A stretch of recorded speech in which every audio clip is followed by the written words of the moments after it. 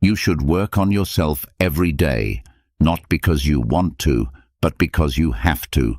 No one is going to save you, push you, or help you become the best person you can be. In your life, you are the most important thing. If you don't treat yourself that way, dreams will stay dreams. Do you want things to happen? Take care of yourself first. Want to feel calm? First, learn to keep yourself in check. Want to be free? First, take care of yourself. Don't wait around for the right time or until you feel better. You can really change if you push yourself to be someone who doesn't give up and who comes to work every day for no reason. That's how you change. Before the video starts, do something simple but strong.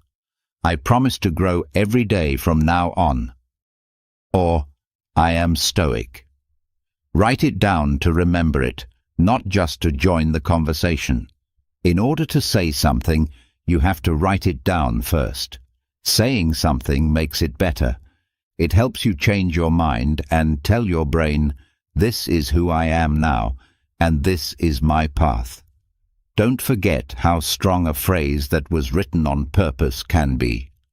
Strong words, deeds, and a strong will are how change starts. 1. Why you should value your life.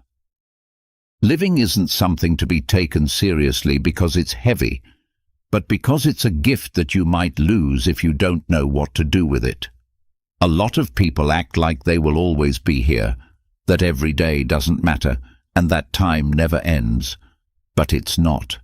You can't change the past, and everything you do or don't do today affects the future. If you don't care about your life, who will? You can improve yourself every day.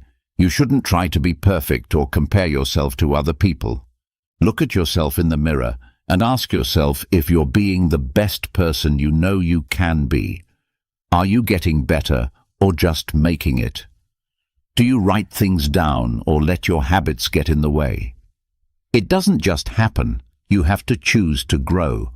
You have to choose to grow, be willing to make adjustments, and be dedicated to it.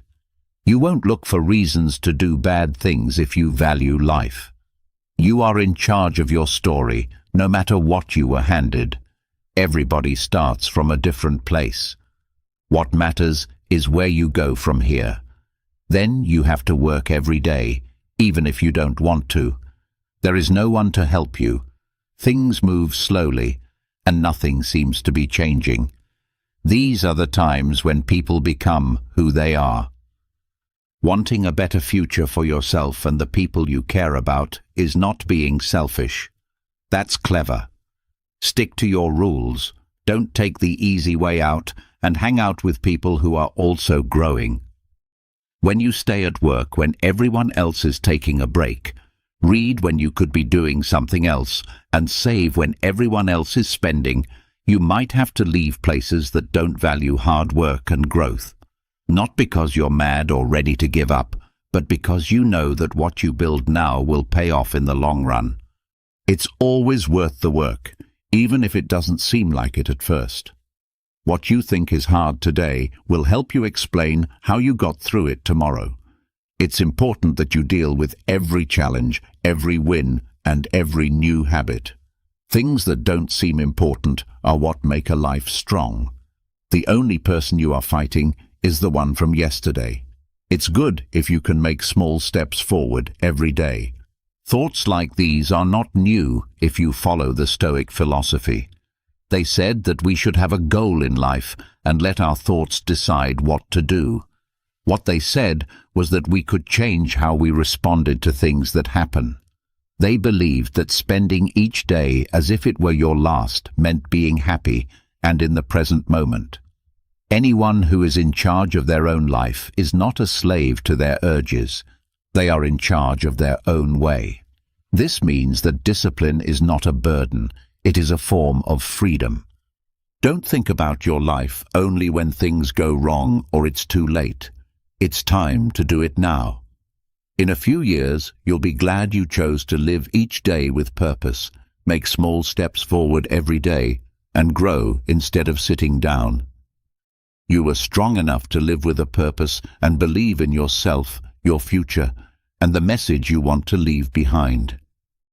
Not because your life was easy. This is our only life, so we should be careful with how we spend it. 2. Take care of yourself more than your job. How hard do you work? You get your work done, show up on time, and even work extra hours. How often do you take care of yourself?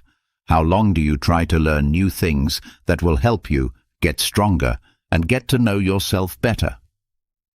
A lot of people kill themselves to get money. They don't care about their soul, their growth, or their goal. They work hard to make someone else's dream come true, but their own is lost because they are bored, stressed, and don't know what to do next. You should be responsible and have a job, but they can't be your only goals. You can feel safe in your job, but growing as a person gives you freedom. Freedom to pick, make, and change things. Working on yourself not only makes your life better, but it also opens up new opportunities for you. It changes the way you think, feel, and see the world, and that is worth more than any salary at the end of the month. Spending money on yourself is the best thing you can do. Why? This is because everything you learn, work on in your mind, and do to make yourself better is something that will always help you move forward, change, and do well. You have to set a daily plan for this to happen, though. You need to be brave to read a book instead of watching TV. To think, write, and make plans, you need to get up a little earlier. You should always learn something new, even if you don't need it right now, because you know that something you know will grow when the time is right.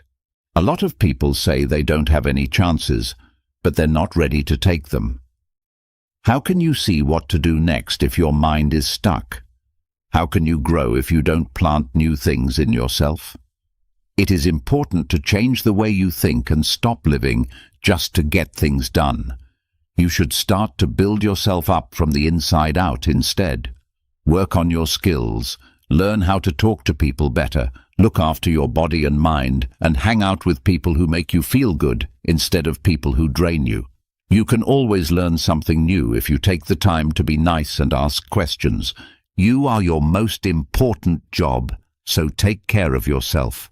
You'll be stuck if you only do what you have to. Leave that comfort zone and push yourself.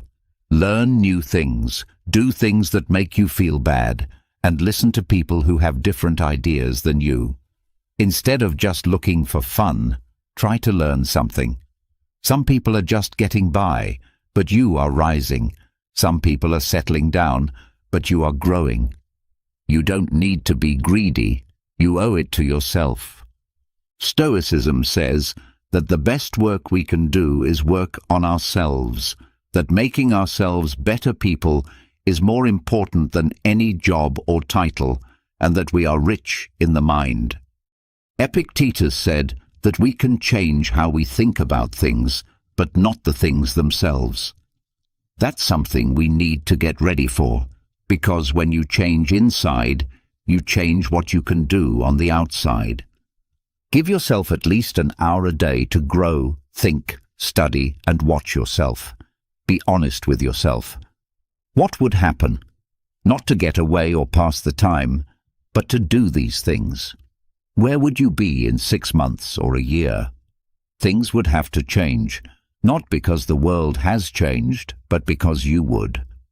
Being able to make chances happen instead of just waiting for them, add value instead of just asking for it, and live with purpose instead of just passing the time is what power is all about in the end. Who you've become will be all that's left when your job ends. Do more work on yourself than on your job. If you've worked on yourself, you have nothing to worry about. You'll know that you have the know-how, the drive, and the tools to start over anywhere and make something better. 3. Prepare your if-then steps. It's very powerful to make a choice before it's too late. Many people fail not because they don't have goals, but because they don't get motivated until it's too late. They wait to act until they are clear, have energy, or feel like it. The mind will often try to calm you down by telling you that you can do it later, that it's not that important, or that you're tired. You give up over and over if you're not ready. This is the most important part of setting if-then goals. You can train your brain to act without thinking too much with this simple method. If my alarm goes off at 6 a.m., I get up without looking at my phone. If I'm stressed at work, I take a deep breath and pause. It's not about being motivated. It's about making a choice ahead of time and getting your mind ready for what's to come. People who do something are different from those who put things off. Sometimes your desire isn't strong enough. You can't always be strong-willed. On the other hand, making choices ahead of time lets you act even when you're tired, distracted, or down. You just do what you're going to do when something happens. That's the end of the group fight. Nothing gets done when there's a fight. This kind of goal makes your habits more solid because you don't have to guess what to do or wait until everything is just right. You are building a system inside yourself that will guide you no matter what happens outside. Saying, if it's 7 a.m., I'll put on my workout clothes and go train, is much stronger and easier than saying, I'll work out when I have time. Now that the plan is set, all that's left to do is carry it out. This is true for both normal things and hard times. For example, if I get criticized, I'll wait 10 seconds before responding. Or, if I want to give up, I'll remember why I started. If-then intentions aren't just for getting things done, they're also emotional tools that help you stay in charge when your mind wants to give up. Start with small things. Don't try to change everything at once. Instead, set a few goals that you can use all day. Do not change them at all costs. You should write them down, read them in the morning, and say them over and over again in your mind. Sticking to a goal shows that you have morals and trust yourself, which creates a way of thinking that can't be changed over time. This is very important from a Stoic point of view. They told us to get ready for what's going to happen. He wrote in his book Meditations that every morning he thought about the problems that might come up and planned how to deal with them. By getting his mind ready, he wasn't weak. It set him free. You can't be controlled by chaos if you decide how to handle it first. Some people use if-then plans to get the same idea across. Choose virtue before temptation comes along. Don't forget how important it is to decide ahead of time. It's like putting up internal walls that help you become your best self. You don't wait. You act when the time is right, which it always is, and each choice you make moves you toward the life you want. It's not magic. It's a plan. It's not luck. It's getting ready. Every day will teach you that you don't need to be pushed to move forward. You only need to be sure of your choices and stick to them. 4. Do not accept quick changes. Today, people want things right away, like lose weight in 7 days, make money from home with no work, and learn a language while you sleep. These sound like good ideas, but they're actually tricks. They say many things, but never do what they say they will do. Anything you get for free will be taken away for free, and you can't keep the end if you haven't gone through the process. If you want to be truly great, don't take shortcuts. Instead, do the same thing over and over, work quietly, and be steady. Nobody tells you how great you are, and you choose to keep going even when everyone else gives up.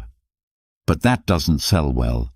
Things that are easy, quick, and supposedly don't take any work sell well. Why do so many people keep trying different things to make their lives better, but never seem to be able to find the right one? That's not at all how it is.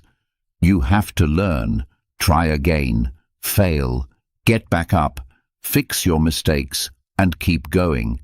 It works, but it's not very interesting. As other people look for ways to save time, you are building a strong base.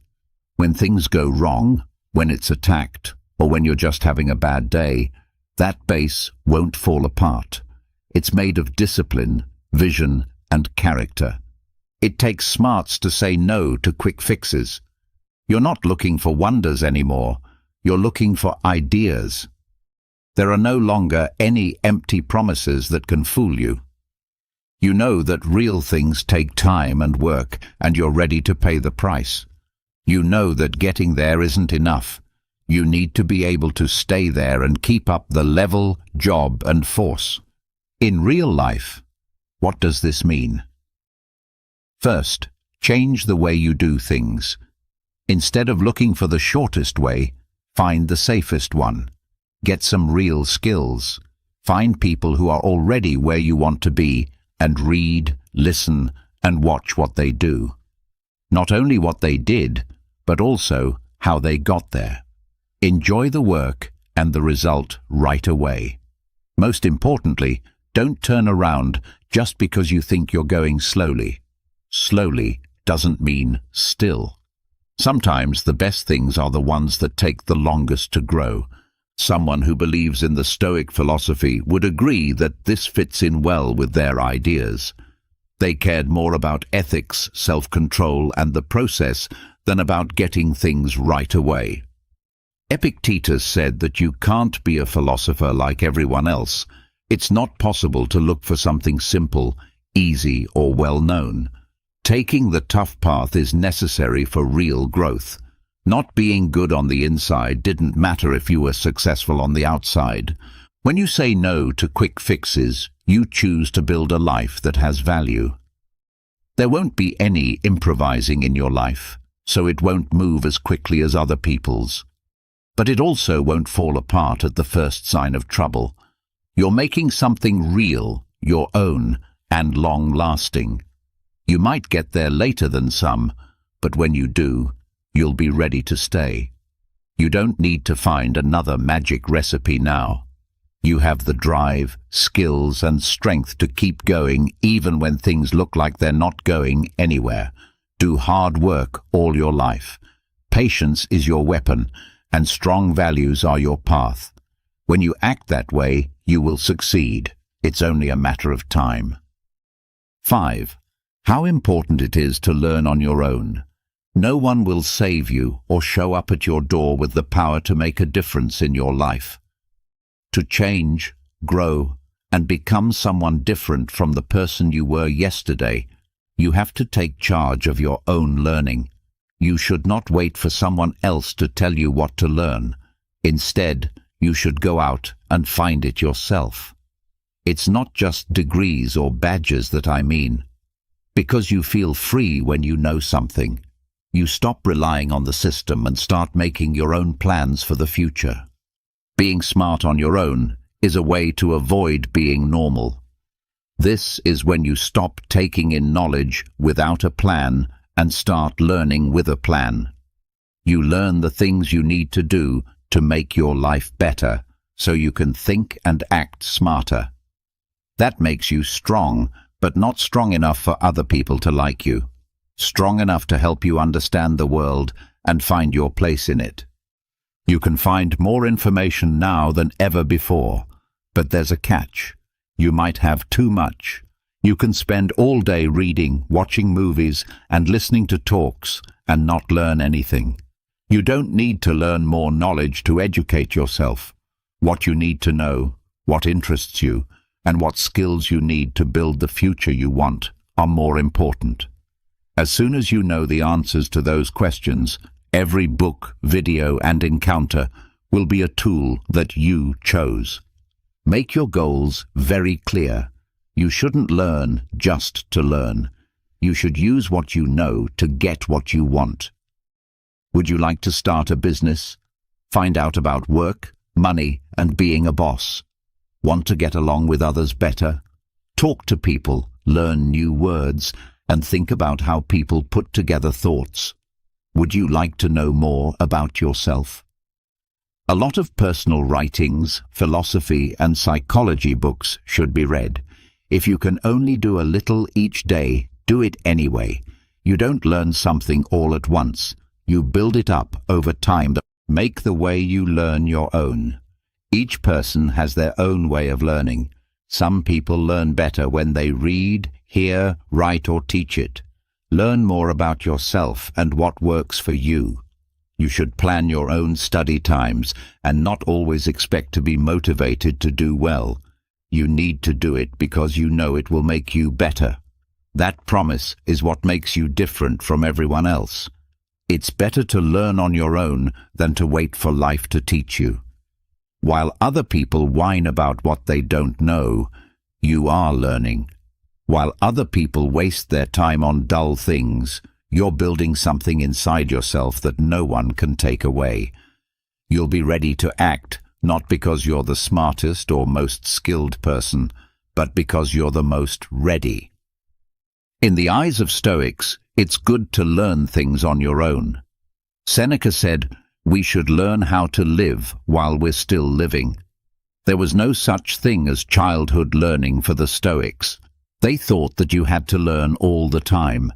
They believed that knowledge was the only real wealth because it could not be lost through death or bad luck. The only people who can stay calm when everything else is going wrong are those who work on their minds. Remember how useful it is to learn new things. Being your best self is possible every hour that you learn something new. Life's bad things shouldn't teach you things you can learn on your own. Don't let luck decide what will happen to you. You should push yourself to learn new things. Be around ideas that make you think, ask questions, try to find answers, and keep going. Because people who learn all the time get better all the time. Many years from now, you'll see that your choice to learn was the one that really made a difference. 6. Think about your steps and your aims. Your mind needs a clear picture to know where to go.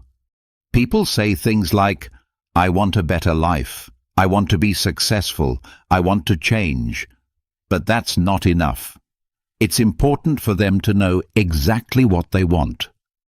There is something in your mind that draws things to it over and over again, like a magnet. This is why picturing your goals isn't just a fun thing to do. It's a strong way to focus, energize, and take action. But picturing what will happen isn't enough. It's not enough to just think about the life you want to live or the goal you want to reach. Seeing the process in your mind is important. That's what makes them different. You might want to get up early and do what you need to do, but you don't want to. Think about the times you've failed and how you got back on track. You have problems, questions, and hard decisions to make. Think about how you choose to keep going even though everything is against you. Train your mind to see both the top and the way up. This will help your character get through the trip. Not only does this inspire, but it also trains the mind. When you see yourself being strong, calm, and in control, you start to think that you can do something. The process, not the products, helps you figure out who you are. And that's what keeps you going when things get tough. In your mind, you've seen or been through it before. Do this for 5 to 10 minutes every day. When you close your eyes, picture the best version of yourself. What would you think if you were that person? What does it say? What does it do when you push it? What kinds of habits does it have? How does it decide what to do every day? Then think about the present and ask yourself, what can I do today to make what I just saw happen? You don't have to do everything at once. Just make a plan for what you'll do next. Remember to think about the problems you will face. This won't make you give up. It will make you better. Prepare your mind for times when things don't go as planned. You feel like you can't go on, and people and things around you ignore you. What are you going to do then? Are you going to quit or alter your plans? Are you going to get lost, or will you remember why you started? By getting your mind ready for these things, you get stronger before you need it. As a Stoic, you should get ready for bad things that could happen so that you don't have to live in fear. Instead, you should be strong. This is a good example of the practice of premeditatio malorum. Seneca said that you should picture bad things that might happen ahead of time so that they don't catch you off guard. The Stoics didn't think negatively. Instead, they planned their thoughts. By picturing the process, with all of its ups and downs, they kept their focus on virtue instead of results. When you do this every day, something inside you changes. You no longer let the present moment control you, and you think about what you do before you do it. You act from a clear place, not one that is cloudy, because you've seen, felt, and thought about walking that path a lot. It won't seem impossible when it's time to walk it in real life. It will feel like someone has already done it. You don't have to do something to visualize it, but it can help you get ready for it, give you strength, and keep your mind on it. You will keep going because you know what you want and how you are going to get it, even though many people get off track. It wasn't by chance or magic. You lived it first in your own mind. And if you know what you want, nothing can stop you. You are the only one who can stop yourself. 7. Being ready for chances brings them to you. Chances don't just show up as if by magic or because you woke up lucky. Lucky things happen to you because you were ready for them. You kept learning while everyone else slept, and you kept building while everyone else was doubting. A lot of people make this mistake. They wait for life to give them something without working to earn it or keep it going. There are chances all around you all the time. The truth is that you don't see them because you're not ready to. They are real. That's not the point. A big chance can look like a risk, a lot of work, or even impossible to people who aren't ready for it. However, people who have worked on their minds, skills, and goals are ready for a chance because they already know how to open it. It's the moment they've been waiting for, and they were ready for it to happen. Luck is not as important as being ready. Being ready for the job, the call, or the time when someone talks about you somewhere you're not. Being ready for when something bigger could happen. How do you get ready for that? Every day, even if you don't have anyone pushing you or results right away. You do it because you know the time will come and you won't be unwilling or too weak to do it. A lot of research in the psychology of success has looked at the idea that people who train, study, and keep getting better create more chances than people who sit around and wait for things to happen to them. They can act quickly when the time comes, not because they're lucky, but because they can see further, plan better, and have grander ideas. Are you ready for more chances to come your way? Then spend money on yourself every day. Read about people who have been where you want to go, learn something new, and get better at what you already know. Keep a positive and strong attitude. Do not be stupid. Ways of thinking that don't look for bad things to do, but for how to get better. Because the more you prepare, the clearer it will become what you thought you couldn't see. A lot of people say, if I had a good chance, I would give it my all. You won't know if you can give it your all if you don't plan for it, though. Are you ready to keep the success you want right now? Are you ready for the huge amount of work, duty, and tough decisions that come with it? You might not even know it, but you'll miss that chance if you're not ready. Life won't be the trouble. You won't have planned ahead. This was something that the Stoics really got. They didn't think things would go well in the outside world. What they really wanted was to be ready for anything that life could throw at them. Epictetus said we shouldn't wish for our own happiness.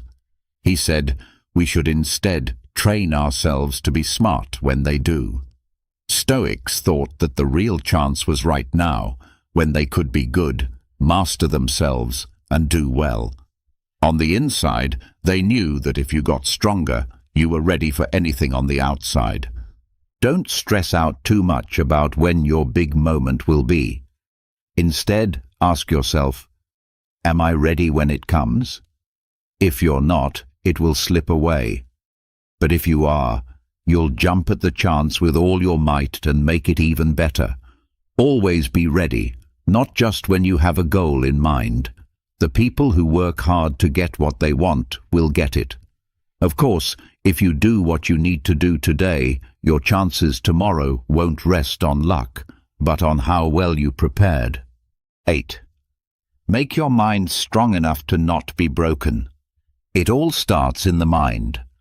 Before one can achieve, goal, or win in the outside world, they have to first win a fight inside themselves. This is a mental fight. When something doesn't go as planned, you'll doubt yourself and give up. No matter how skilled you are, how many resources you have, or how many chances you get, you will stop trying as soon as you fail once. So having an unbreakable attitude isn't just a nice thing to have, you have to have it. Some people don't have a great road. The people who do well don't give up when things go wrong. They keep going when everyone else stops, and they learn when other people complain. Genetics doesn't explain that. Teaching does. You have to choose every day to see problems as part of the process instead of as threats. And you have to know that failure isn't the end, but a part of the journey.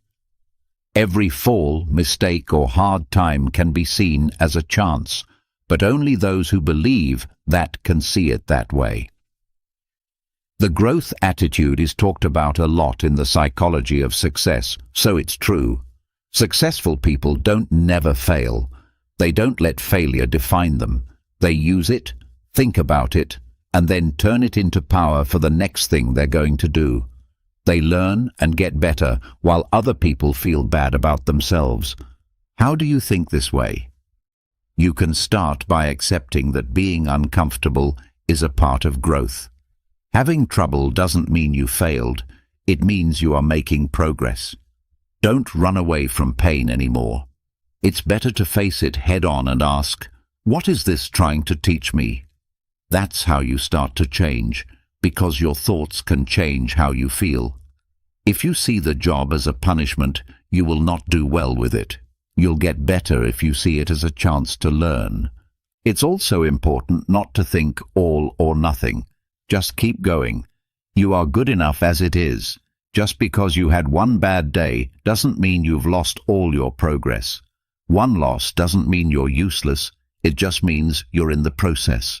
You are who you are because of this process. Every day that you don't give up, your mind gets stronger. Every day that you learn something instead of complaining makes you a better person.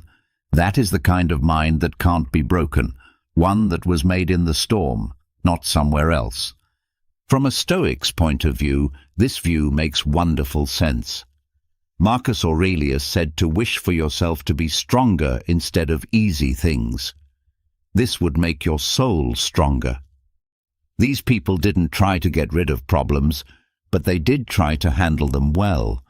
The only way for them to be truly free was to take charge of the part of their mind that thinks about pain. After that, nothing will stop you.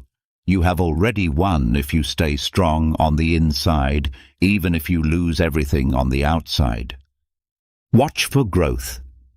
No matter how little you get better each day, keep at it. Do not stress too much about getting things done quickly, not because things are going well, but because you know you won't give up. There will be days when things are hard and you want to give up. If your mind is strong, you will keep going even if you don't want to. You will do it because you believe in it. You will go far if you have that, because skill can open doors, but a strong mind will keep you inside. Being tough is what keeps a job going, even if you're really excited about it. It is, so work out your mind like it's your most important muscle.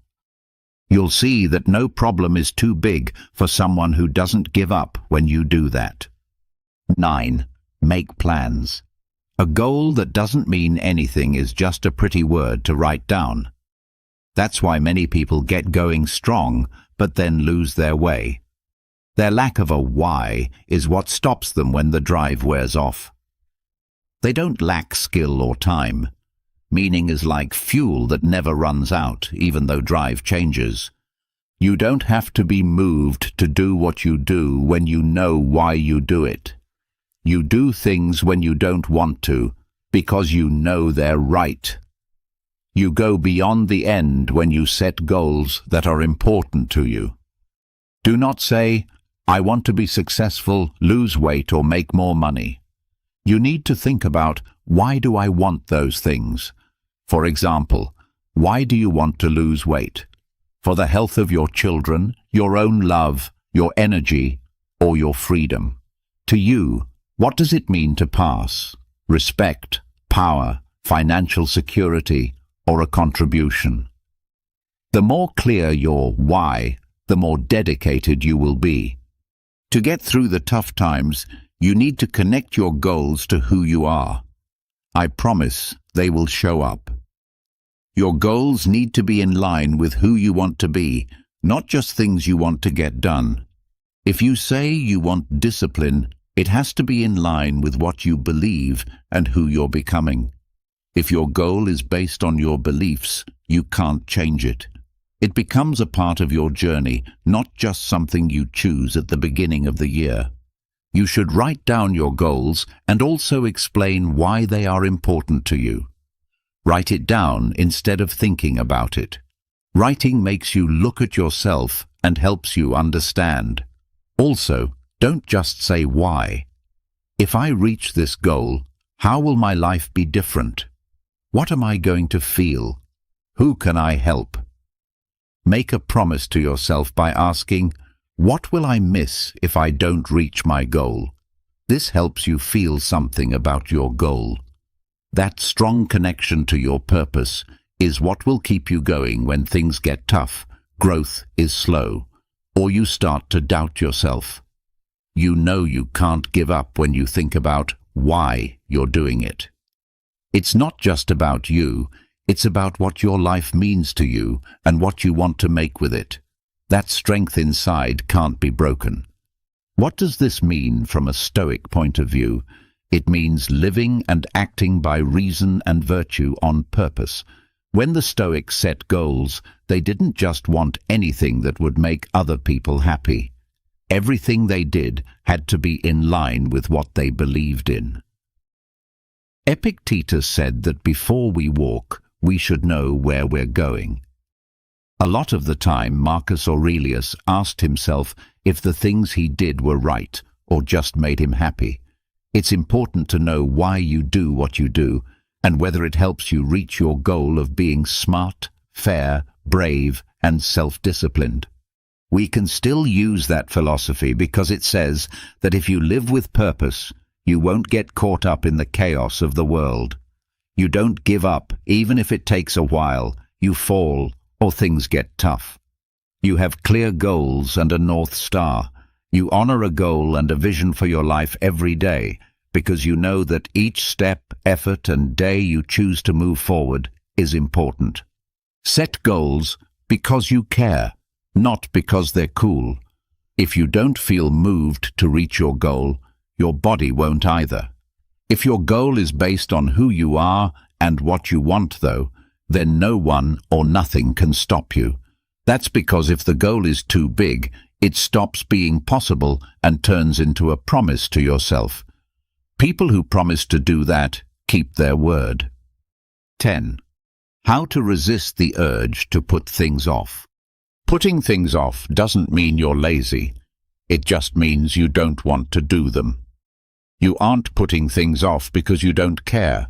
You're afraid of failing, not doing it right, or starting something you might not finish. When you're scared, confused, or unable to decide what to do, your mind builds a wall that stops you. The worst thing about it is that avoiding it makes it worse. Your dreams and goals become less important as you lose faith in yourself. To get out of that loop, you don't have to make big changes quickly. What you need are small wins and regular, low-level action. Because any movement, no matter how small, breaks the rhythm of inertia. One of the best and most useful tools for this is the 2-minute rule. Promise yourself that you'll do the thing you've been putting off in just 2 minutes. Something happens when you tell yourself, "I'll just start a little," since it's easier to keep going when you're already going. Don't stress out at the start. Don't stress about getting everything done or expecting it to be perfect. Instead, you should focus on getting started, moving the needle, and getting past the first obstacle. Most of the time, it's not the job itself that stops us, but the thought of it. Then we blow it up and turn it into a ghost. But once we start, we see that it wasn't so bad after all, and that we can do it. Another good way to get things done is to break them down into small, clear steps. Instead of write a book, say write 100 words. Also, instead of get my life in order, say clean up my desk. So you won't have an excuse. And every step, no matter how little, moves you forward. You get out of a rut by going forward. When you see that you're making progress, even if it's just a little, your mind starts to trust you again. It makes things clearer, leads to more action, and gives people more drive. Instead of blaming yourself for putting things off, try to understand why you do it and pay attention to how you act. What do you want to stay away from? What story do you tell yourself that stops you from following through? Why do you not want to feel that way? Sometimes naming the fear is all it takes to get rid of it.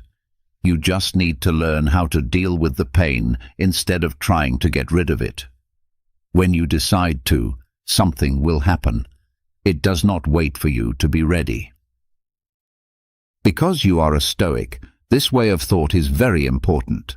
Stoics didn't wait to act until they felt moved to do so.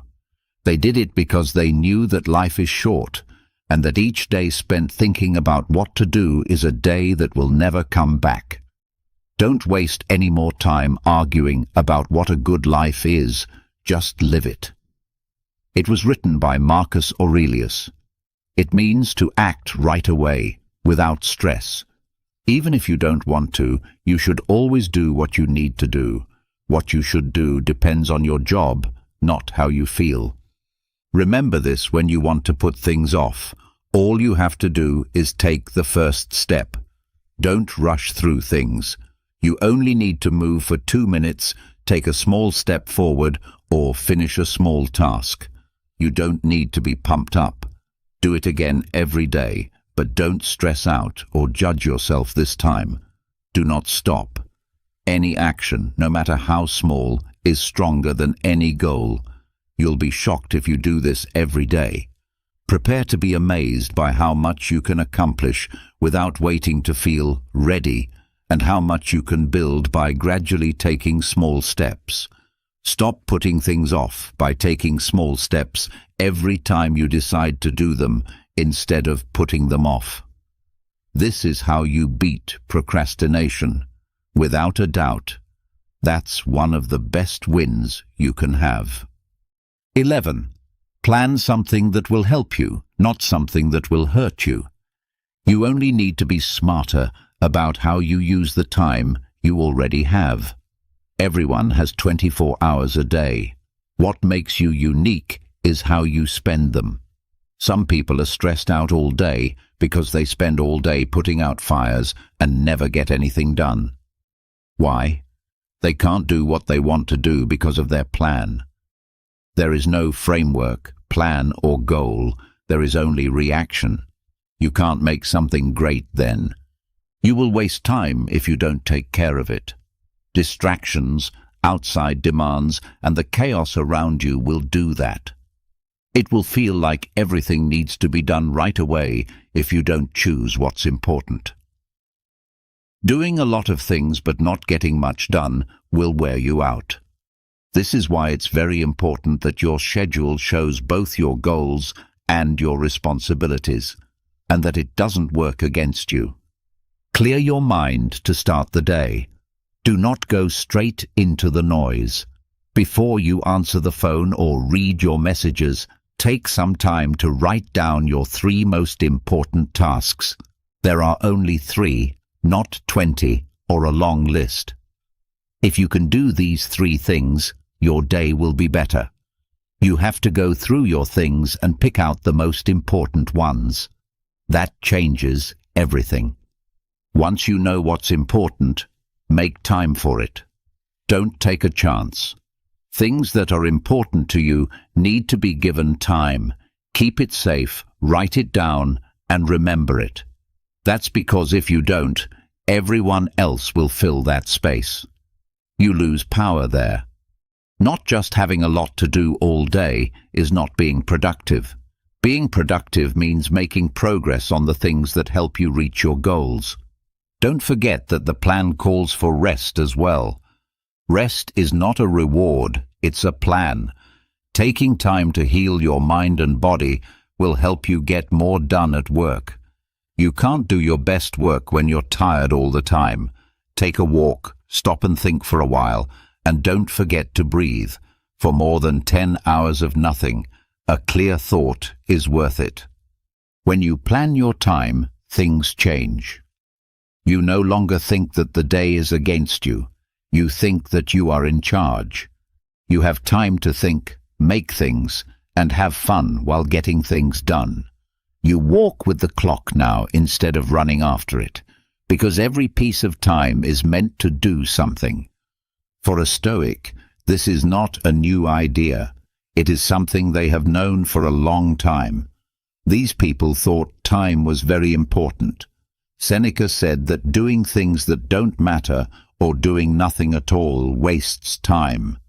Time was more important to them than money or fame. The person who threw it away was also throwing away their life.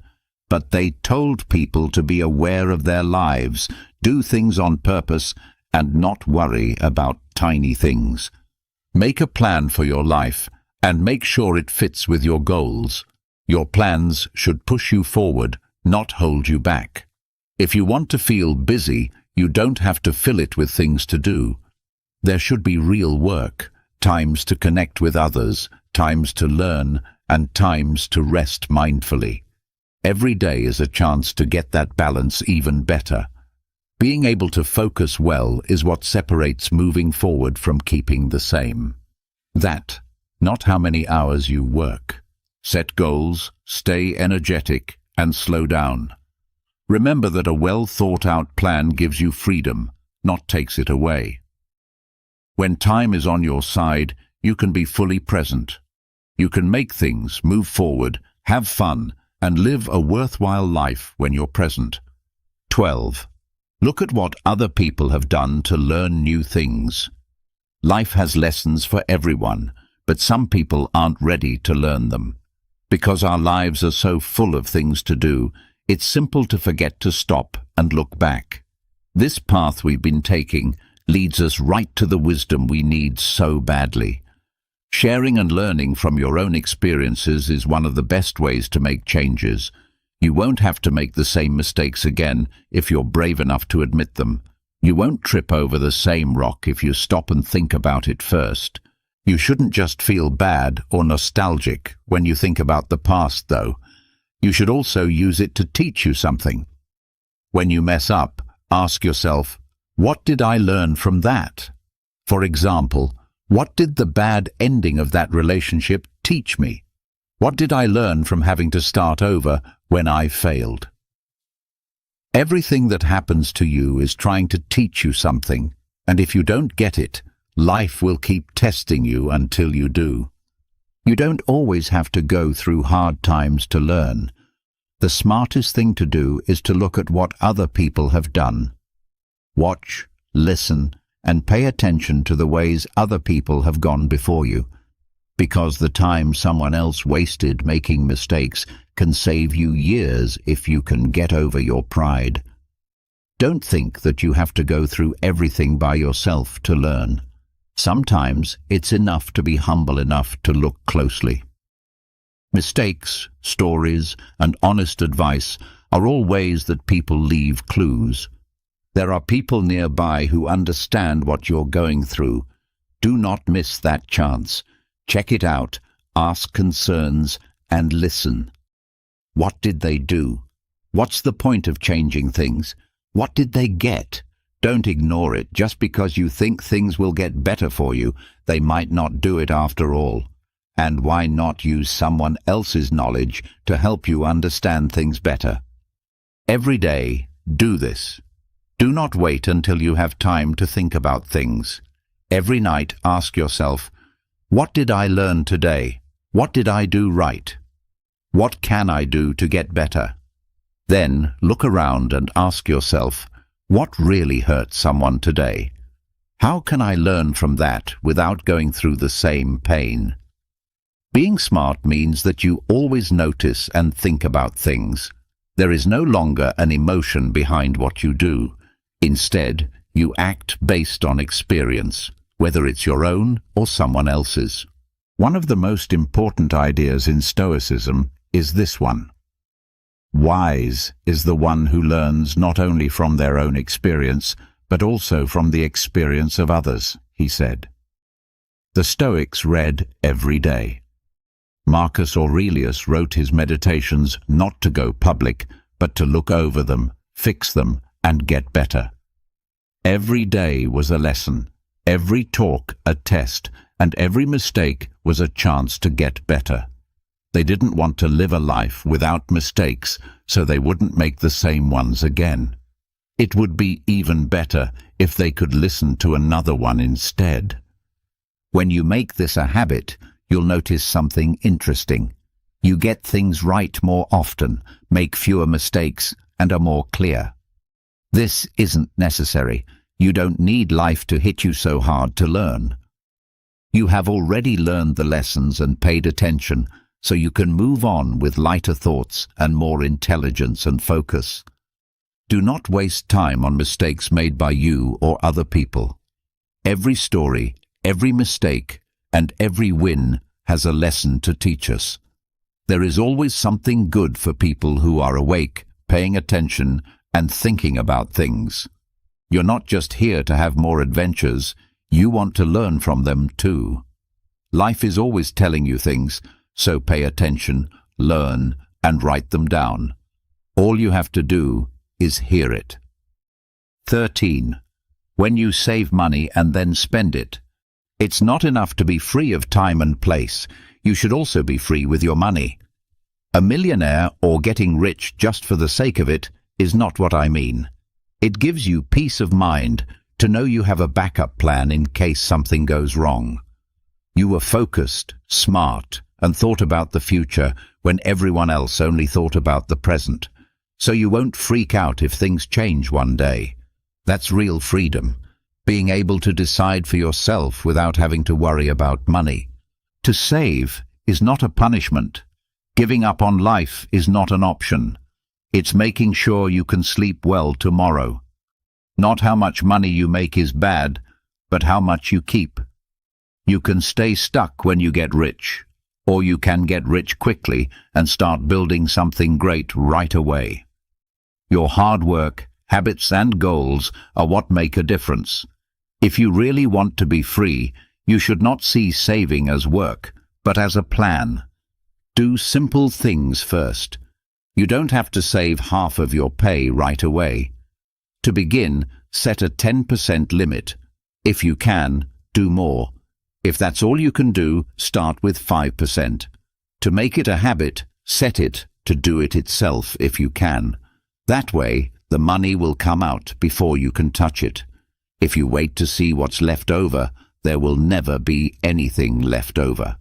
Setting aside money for saves first shows that you value yourself and care about your future. You should spend the money you've saved. You should save money.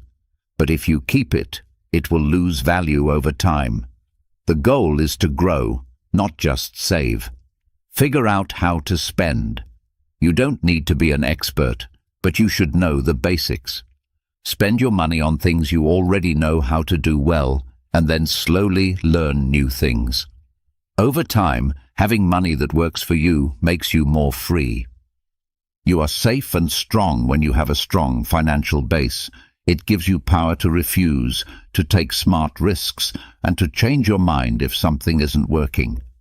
A lot of the time, people who don't control their money have to work jobs they hate just to make ends meet.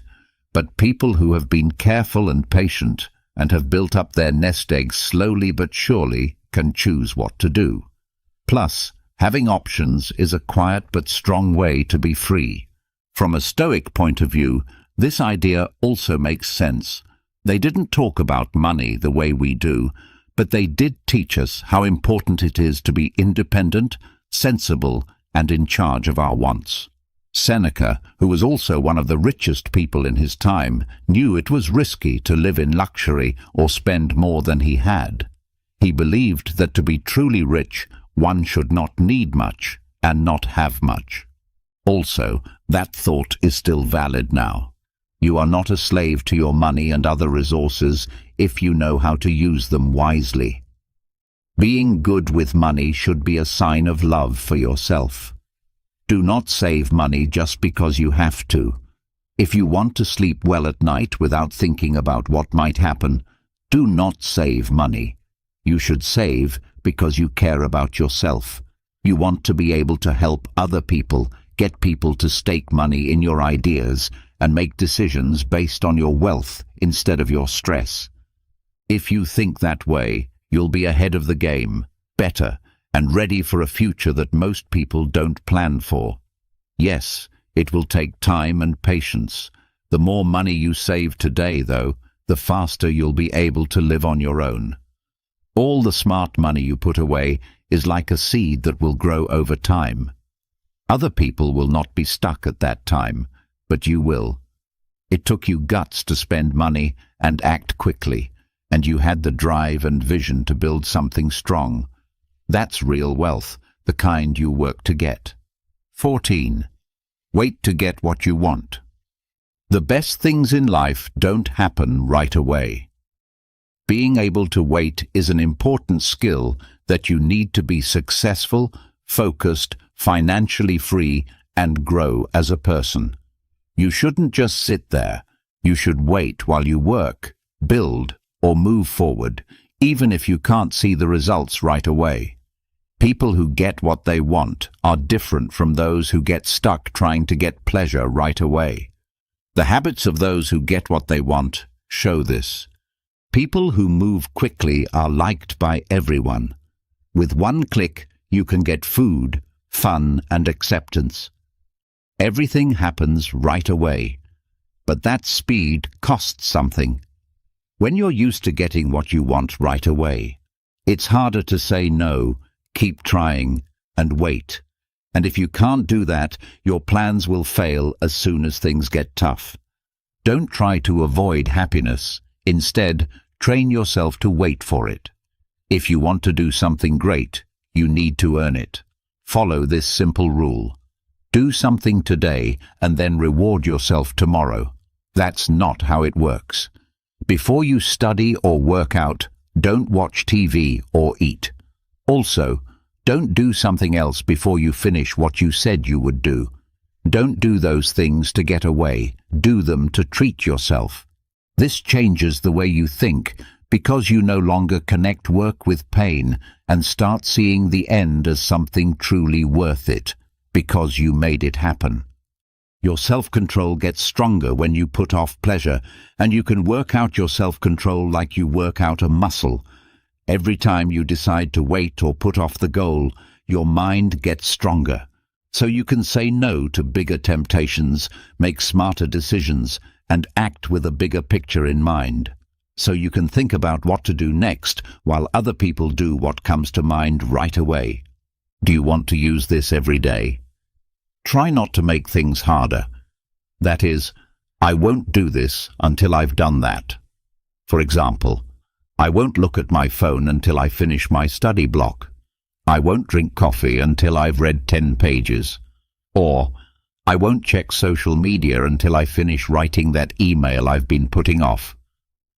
This may not seem like much, but it makes a big difference because it shows you who's in charge, your urges or you. Based on the Stoics' point of view, this is what they did. Stoics didn't think happiness was bad, but they also knew that giving into it was a sign of being weak. Aristotle said that we shouldn't choose what to do based on what we want to do at the moment, but on what makes sense and is right. Epictetus said that being free means being able to refuse things that make you happy but aren't good for you. For them, self-control was very important, and waiting to be happy is a clear sign of that. As you get better at this, you'll have more faith in your own abilities. This is because your urges will no longer rule your life, and you will instead live with a purpose. Life is about more than just how good you feel right now. This helps you make decisions. That leads you to places most people can't even imagine over time, because putting off something today will pay off big tomorrow. You will want to give up sometimes, and your mind will tell you, just this once, just a little, it's okay. But you will choose differently if you tell yourself that every time you take the easy way out, you put off what's important. You're no longer looking for comfort. Now you want to find value and things that will make you stronger. Being in charge of your own life when no one is around is the real win. So start now. Don't avoid happiness. Instead, work for it. Train your mind with delayed rewards, and you'll get stronger, more focused, and more free over time. Because those who can wait well win. 15.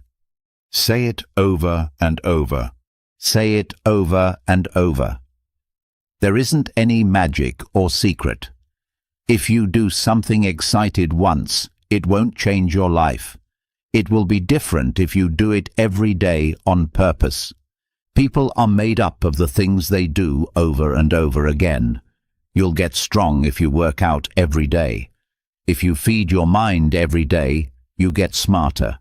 If you do what you say you'll do every day, people will trust you. It doesn't matter how hard you work as long as you do it every day. A lot of people don't understand how strong little things can be. They think that little things don't matter, when in reality, the things that make a difference in your life are the simple things that you do over and over until you don't need to be told to do them anymore. The effect gets stronger after that, but the work gets easy. Pick one habit that you want to improve. Not 10, just one. You will get tired and give up if you try to change everything at once. The other habits will come after if you keep up the first one.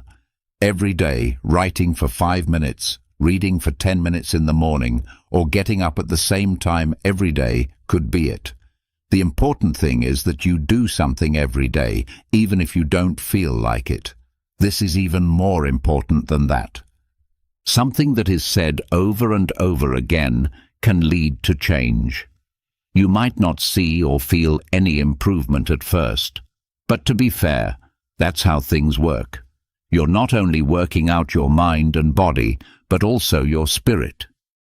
Say to yourself, I can trust myself. I do what I say I will do. And when you do that, things start to change. It's more important to be present than to be great. You try again, even if you fail. You can make up time if you fall behind. You keep going even when you're not sure. You know that practice is important, so being constant shows that you are dedicated to your work. And things that are hard today will be simple tomorrow. When you repeat something, it changes it from hard to easy, from strange to familiar, and from new to a part of you. If you ever doubt yourself, think about how you became the person you are now. By consistently doing the same things, it doesn't matter if they are good or bad habits. The things you think, feel, and do have become stronger for you because you do them over and over again. Don't do the same things over and over again. Pick which ones to do. Take charge and use your strength well. This is a good thing to do from a Stoic point of view. Everyone knew that Marcus Aurelius wrote every day, but no one else did. He wrote for himself. It took him a long time to say the same things over and over because he knew that the mind needs to hear something important many times. Epictetus said that it's not enough to understand a thought. You have to live it, work with it, and come back to it. You have to do the right thing over and over again to be good. It's not just a nice thought, it's what they do. What you do every day should say something about you. When you make a habit, you decide what kind of person you want to be. To change yourself, the most basic thing you can do is to make it through each day. They win not because they are better at what they do, but because they don't give up. Because they do it every day, they move away from their old self and toward their best self. Try not to get things done right away. Instead, make good habits.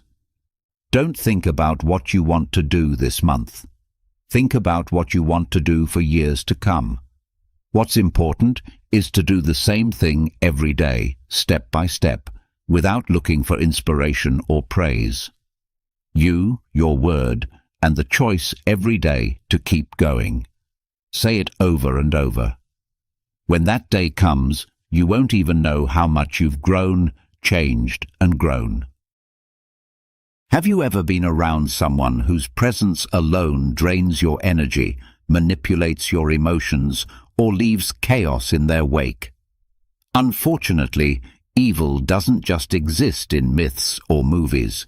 It's real, it's around us, and even more unnerving, it often operates in subtle ways. But don't worry, with a little awareness, you can spot the warning signs and protect yourself. Evil people don't show up with horns or tails, but their actions reveal their true nature. They manipulate, destroy, and exploit your kindness for their gain. The good news? You don't have to be a detective to recognize them. Ancient Stoic philosophers like Marcus Aurelius have shared timeless wisdom on how to identify evil and guard yourself against it. In this video, I'll uncover 10 evident signs that you're dealing with an evil person, signs you simply can't ignore. These insights will empower you to maintain your peace and safeguard your energy. So let's dive in and learn how to navigate this world with clarity and confidence. Ready? Let's get started. Number 1. Constant manipulation. Seneca once said, "He who has many fears also has many things to manipulate." This isn't just a reminder, but a warning about the power of manipulation in the hands of malicious people.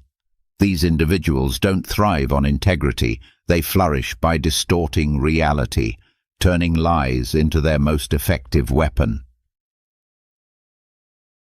I remember a time when I worked with a colleague I initially trusted. He was skillful at praising me in front of others, making me feel recognized and valued. But behind the scenes, he began spinning subtle narratives, quietly undermining my work and inflating minor mistakes into major issues for the management. When I sensed something was off and decided to confront him, he remained calm, saying he was merely helping me improve. It made me question myself. Was I doing something wrong? I started doubting my abilities. In truth, he wasn't helping me at all. He was pushing me into a state of dependence, making me feel I needed his guidance to be good enough. This is how manipulation operates. It doesn't just disorient you, it erodes your confidence. Manipulators don't build relationships on trust and honesty. They exploit your vulnerabilities to gain control. They deftly prey on your uncertainties, convincing you that only they understand you and that only they can guide you. Stoic philosophy teaches us that the key to combating manipulation is clarity and self-control. A truly virtuous person will always lead you toward independence and autonomy, not entangle you in dependency. If someone in your life constantly urges you to follow their lead while disregarding your boundaries or personal autonomy, it's a clear sign you need to step back. Remember Epictetus's wisdom: no man is free who is not master of himself. By refusing to participate in their manipulation game, you reclaim control over your thoughts, actions, and decisions. Mental clarity and self-awareness are the antidotes to their toxic influence. You don't need to argue or prove yourself. Just step out of their manipulation and hold on to your freedom. Number 2. A mask of charm. Epictetus once reminded us that appearances, no matter how dazzling, often hide the truth beneath. Have you ever encountered someone whose charm seemed almost too perfect, as if scripted from a movie? Their radiant smile, soothing words, and ability to make you feel special, everything seemed like a flawless performance. But when you take a step back and look closer, you might realize that behind the facade lies a motive far from genuine. Charm, when used sincerely, is a wonderful thing. It connects people, builds trust, and creates meaningful relationships. But in the hands of someone with darker intentions, charm becomes a deadly weapon. They know how to capture your heart, disarm you with their carefully crafted words, and present themselves as the friend you've always sought, the perfect partner, or even a trusted mentor. Yet their charm is hollow, like a glossy shell concealing a bitter truth. Marcus Aurelius once warned us, "The soul becomes dyed with the color of its thoughts." These individuals don't just manipulate, they use their charm to mask their true nature: selfishness, deceit, and manipulation. Observe how they behave when no one is watching. How do they treat those who offer them no benefit? Words can be beautifully decorated, but actions paint the truest picture of character. I once knew a friend who had an uncanny ability to make everyone feel adored. He showered people with compliments, making them believe they were genuinely special to him. But over time, I realized he wasn't the person he appeared to be. His praise felt calculated, serving as a tool to extract something in return, and when there was nothing left to gain, he quickly distanced himself, often bad-mouthing the same people he once flattered. How do you break free from their enchantment? Don't ignore the subtle warnings in your gut. If you feel charmed yet uneasy, trust that instinct. These manipulative individuals rely on your willingness to overlook the red flags, to believe in the illusion they've created. Stoic philosophy teaches us that the truth doesn't need a mask. Genuine kindness shines on its own without pretense. So step past the glittering surface and seek the truth beneath. Authentic goodness doesn't need a disguise. Number 3. Lies without conscience. Marcus Aurelius once advised that nothing should be done if it isn't right, and nothing should be said if it isn't true. Yet for truly malicious individuals, truth is merely an obstacle. They don't lie out of carelessness. They lie because deceit has become their second nature. Their lies aren't random. They're crafted with purpose, whether it's to gain power, evade responsibility, or distort your perception of reality. Imagine a friend who consistently weaves elaborate tales to gain credibility. Once, she convinced you that she single-handedly managed a critical project, claiming full responsibility for its success. But upon closer inspection, every document and email you reviewed proved otherwise. When confronted, instead of owning up, she accused you of misunderstanding the situation, deflecting attention to unrelated details. This is how master manipulators operate. They make you question your memory and judgment, subtly eroding your grip on reality. Evil manipulators exploit your uncertainty, convincing you they know better. And in doing so, they seize control of the narrative. Their lies demand constant upkeep, new layers of deceit to cover the old ones. But herein lies their Achilles heel. Truth is resilient, requiring no maintenance, while lies are fragile, constantly at risk of unraveling. To protect yourself, pay attention to inconsistencies. Do their stories shift under pressure? Are their actions aligned with their words? Stoic philosophy teaches us to focus on actions as they reveal a person's true character. When you spot discrepancies between someone's words and actions, trust your observations over their claims. Ask questions, demand transparency, and most importantly, set boundaries. Honesty isn't just the foundation of relationships, it's a mirror reflecting integrity. And when dishonesty persists, don't hesitate to walk away.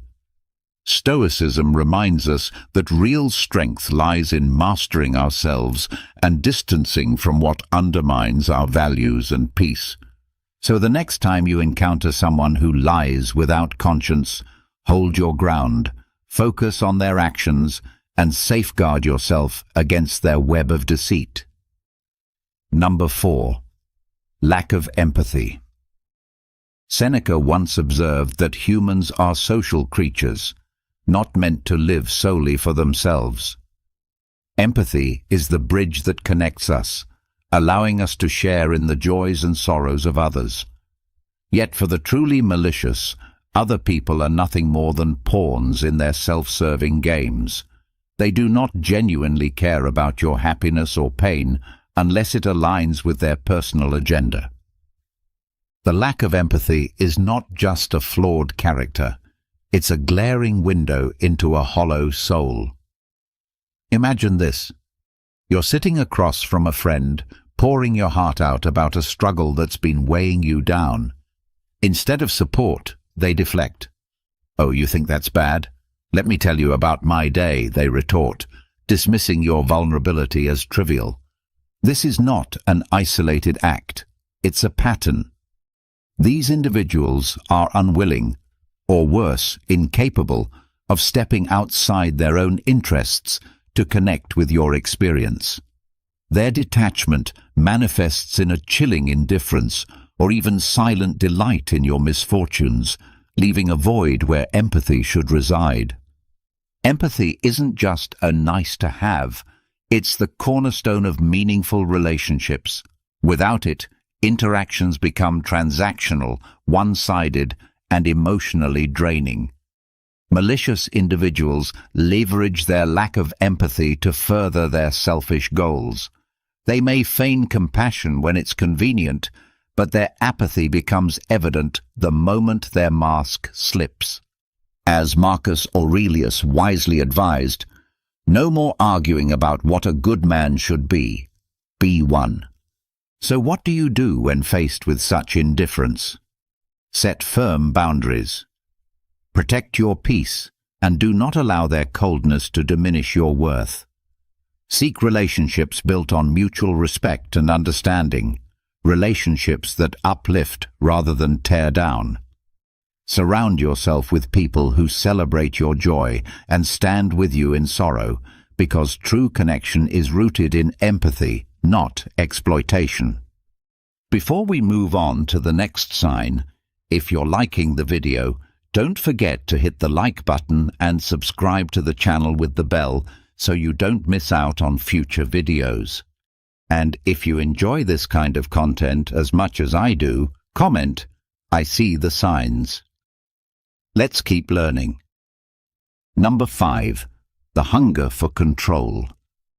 For an evil person, control isn't just a habit, it's their lifeline. They want to dominate everything around them.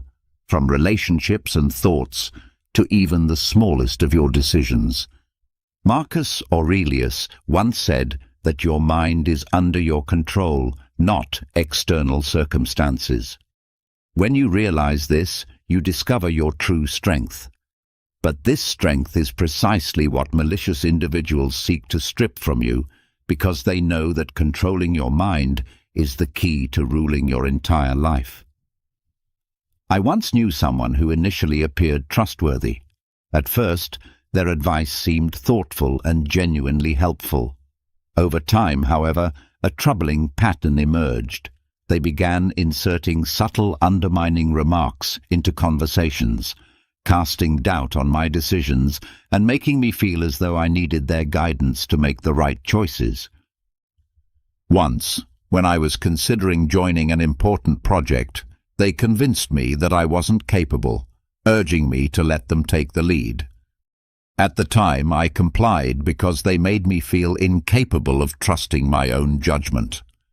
In hindsight, it was clear they simply wanted to keep me under their control, ensuring I would never outgrow them. People like this don't just want to influence your actions, they aim to dominate your thoughts and emotions. They use guilt, shame, or sweet words to make you dependent on them. They're not invested in your growth. Their goal is to keep you within their grasp. Over time, you begin doubting yourself, your abilities, and your worth, leaving your autonomy eroded.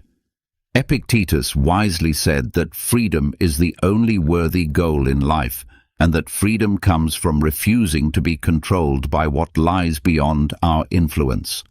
Malicious individuals know this well, and they'll stop at nothing to imprison your mind. But you don't have to live that way. You have the right to reject their games. Ask yourself, does this align with my values? And use that question as a compass to guide your actions.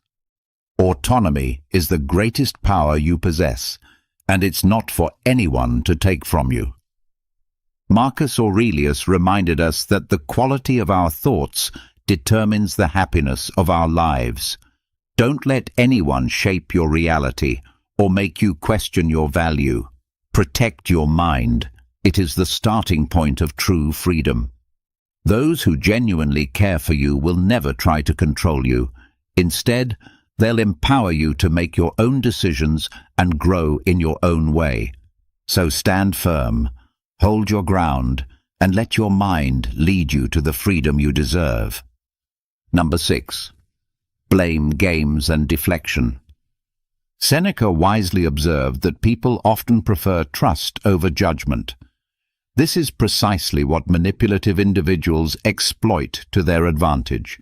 Instead of taking accountability, they craft stories that cast themselves as victims in every situation. By blaming others and deflecting responsibility, they not only avoid consequences, but also shift the burden onto someone else with an unsettling finesse. As Seneca noted, the truth stands firm without justification, while lies always require elaborate stories to sustain them. Imagine dealing with someone who always evades accountability. Every time something goes wrong, they avoid admitting their mistakes and instead blame you or external circumstances. Once, I worked on an important project with a close friend.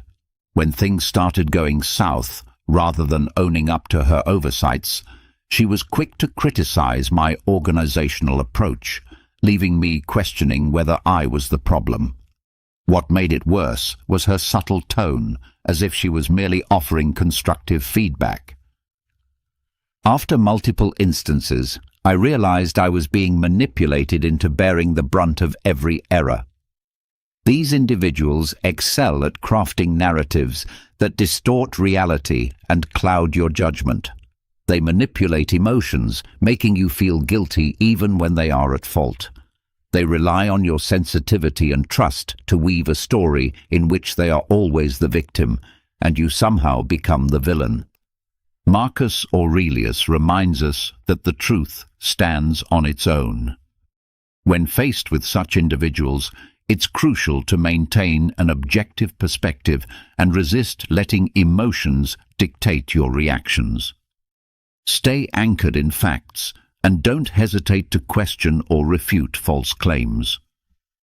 When they try to shift blame, calmly but firmly demand clarity. This approach not only keeps you from falling prey to their blame games, but also reinforces your own integrity. To handle such people, establish clear boundaries. Refuse to engage in the psychological games they construct to dodge responsibility. Instead, stand firm in your truth, ensuring they cannot manipulate or distort reality. Integrity and accountability are hallmarks of a strong character. When someone consistently refuses to take responsibility, their true nature becomes evident. Your job is to protect your peace and steer clear of their games. Number 7. The pleasure of pain. One of the most chilling traits of a truly malicious individual is the satisfaction they derive from others' suffering. Epictetus wisely advised, "Associate with those who make you better." Yet for these individuals, they are not interested in growth or support. They seek opportunities to degrade and find joy in the pain around them. Whether subtle or overt, this toxic pleasure is a clear signal that you should distance yourself. This delight in others' misery often begins with small, seemingly harmless actions. It could be a sarcastic remark, a mocking laugh at someone's misfortune, or a smirk of satisfaction when witnessing someone else's failure. Over time, these behaviors reveal their true nature. They don't seek to elevate themselves through hard work or merit, but by standing on the shoulders of those they tear down. I once had a friend who reveled in sharing the missteps of others with a strange enthusiasm.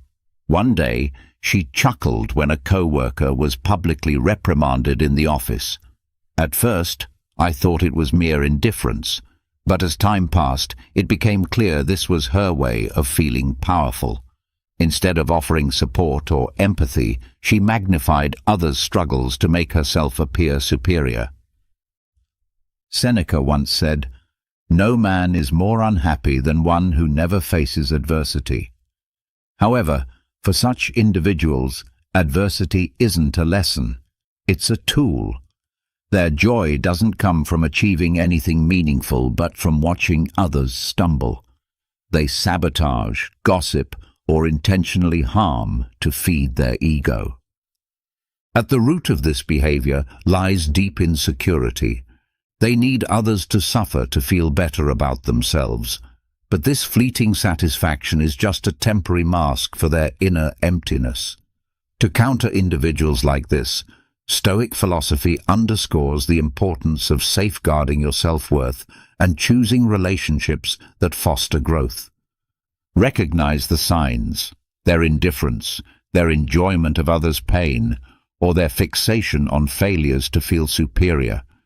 Step away from them, because every moment you spend in their presence is a moment you lose peace and self-value.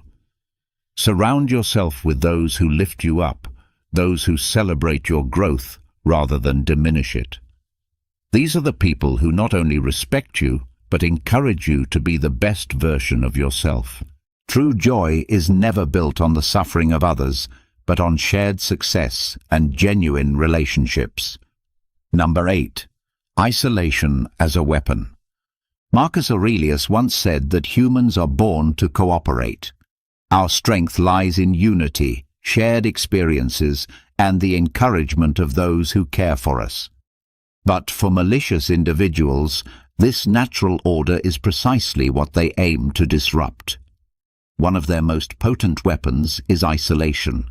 By separating you from loved ones, friends, or support groups, they not only strip away your emotional strength, but also make you easier to control and manipulate. I once had a friend who initially seemed genuine and caring. Over time, however, she started making subtle, negative comments about people close to me. "Your best friend doesn't really treat you well," she'd say, with a serious tone. Or, "Your family doesn't understand you the way I do." At first, I brushed off her remarks, thinking she was just looking out for me. But as time passed, these comments became more frequent, creating doubt and distancing me from the relationships that had always been my strongest support system. Her approach was gentle, yet calculated, effectively isolating me from those who mattered most. This tactic is no accident. It's a deliberate psychological maneuver used by toxic individuals to sow insecurity and make you believe they're the only ones who truly care. The more isolated you become, the greater their control over you grows. But here's what they don't want you to realize. True strength comes from connection, from genuine and solid relationships. Unity is the foundation of resilience. If you start noticing feelings of loneliness or detachment from your loved ones, pause and reflect. Reevaluate the situation. Trust your instincts, and don't hesitate to reach out to those who truly matter to you. Speak to friends, family, and close confidants. They are the foundation that keeps you grounded, even when life feels unstable. Stoic philosophy reminds us that we are not meant to live in isolation. We are part of a larger community, and authentic relationships are where our true power lies. So don't let anyone convince you otherwise. Protect your connections, and you'll find the strength to rise above any manipulation. Number 9. Jealous in disguise. Envy is a toxic emotion, but it becomes most dangerous when it's disguised as concern or goodwill. Seneca once reminded us that envy is the ulcer of the soul, and for those who harbor it, their advice or attention often isn't meant to uplift you, but rather to chip away at your confidence. Such individuals can't stand the happiness or success of others. Cloaked in seemingly helpful advice or compliments, they sow seeds of doubt about your worth. I once had a friend who always seemed deeply invested in my achievements. After I completed a major project I was incredibly proud of, she said, "That's great, but maybe next time you should push yourself a bit more to really reach a higher standard." At first, I thought it was genuine advice, but upon reflection, her tone carried an undertone, a subtle cut not to lift me up, but to diminish what I'd accomplished. What seemed like harmless feedback was, in reality, a way to make me feel like I wasn't good enough. These false compliments are often mixed with remarks that undermine. A jealous person won't attack you outright. Instead, they plant small doubts in your mind, making you question your capabilities and success. They might say things like, "You did really well, but don't get too excited. There's always room for improvement." Or, "That's amazing, but I heard someone else did something similar and got even better results." This behavior is neither care nor goodwill. It's a strategy to pull you down to their level. Envious individuals cannot celebrate your light because it highlights the shadows within themselves. They don't want to see you thrive. They want to see you shrink so they no longer feel threatened. Stoic philosophy teaches us to trust our intuition.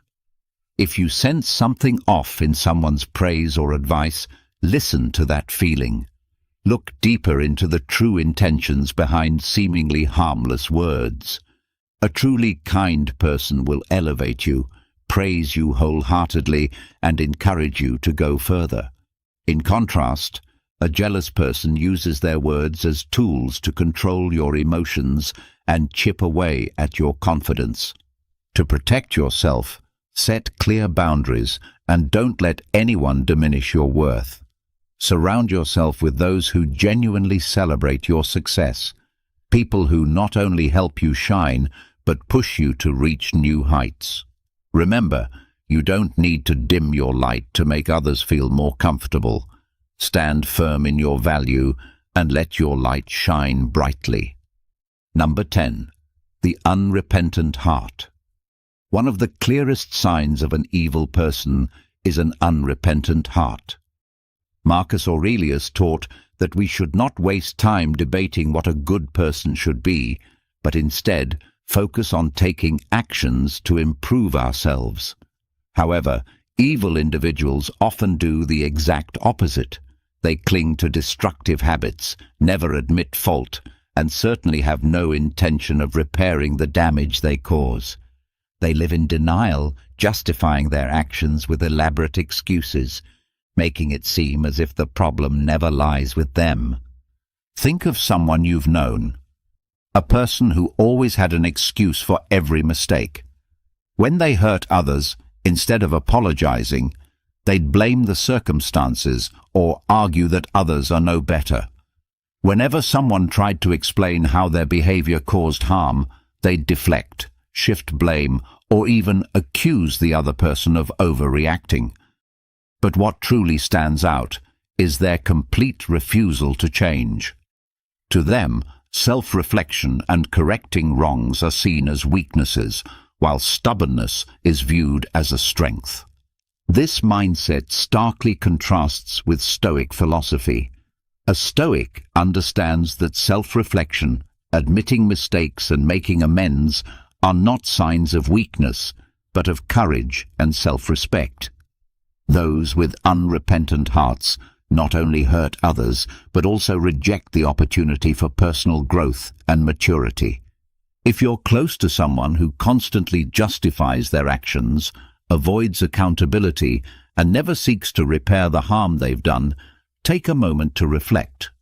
Not everyone is willing to grow or change.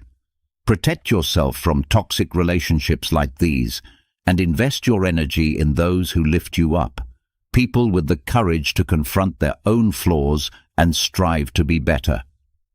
Marcus Aurelius reminded us, focus your mind on thoughts and people who elevate the quality of your life.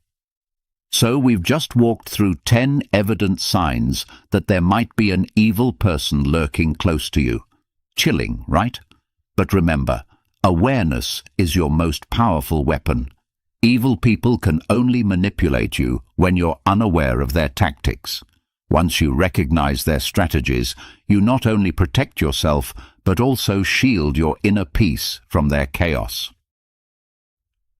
Marcus Aurelius taught us that true strength lies in mastering your mind and your reactions. Don't let toxic individuals invade your mental space or disrupt your serenity. Set boundaries, stand firm, and keep shining, because your light is the very thing they fear most. If you found this video helpful, hit that like button, subscribe to the channel, and comment, "I see the signs," to let the world know you're ready to safeguard yourself from negative influences. The Stoics, an ancient school of philosophy, believed that true strength lies not in conquering external forces, but in mastering our own emotions. In today's world, this wisdom is more relevant than ever. Have you ever felt drained by negativity after interacting with someone? Toxic people can disrupt our mental well-being, leaving us feeling frustrated and powerless. But what if there were practical strategies to navigate these difficult dynamics? We'll go over 13 practical, Stoic-inspired ideas in this video that will give you the ability to handle toxic people with compassion, grace, and even resilience. Join me on a journey to protect your emotional well-being and subscribe to the channel for more tips on developing mental resilience.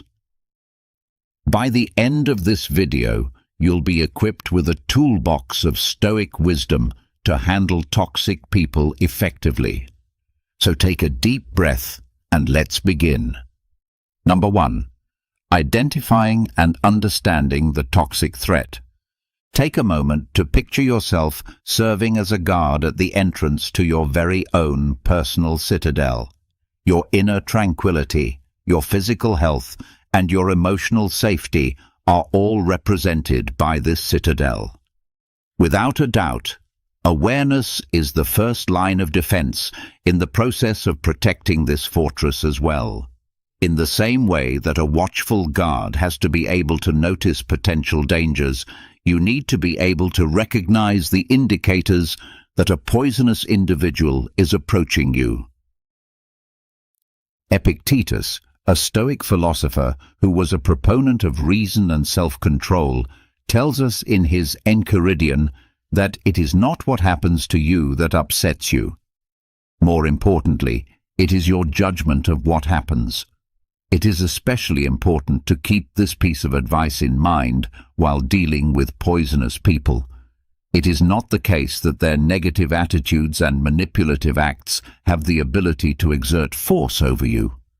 Your emotional reaction to these activities and how you perceive them are the factors that determine the effect that they have on your sense of inner peace at any given moment. How to cultivate a Stoic gaze, that is, a calm and objective method of viewing the situation, is the key to success. Learning to recognize the characteristics of poisonous conduct is a necessary step in this process. Listed below are some important warning signs.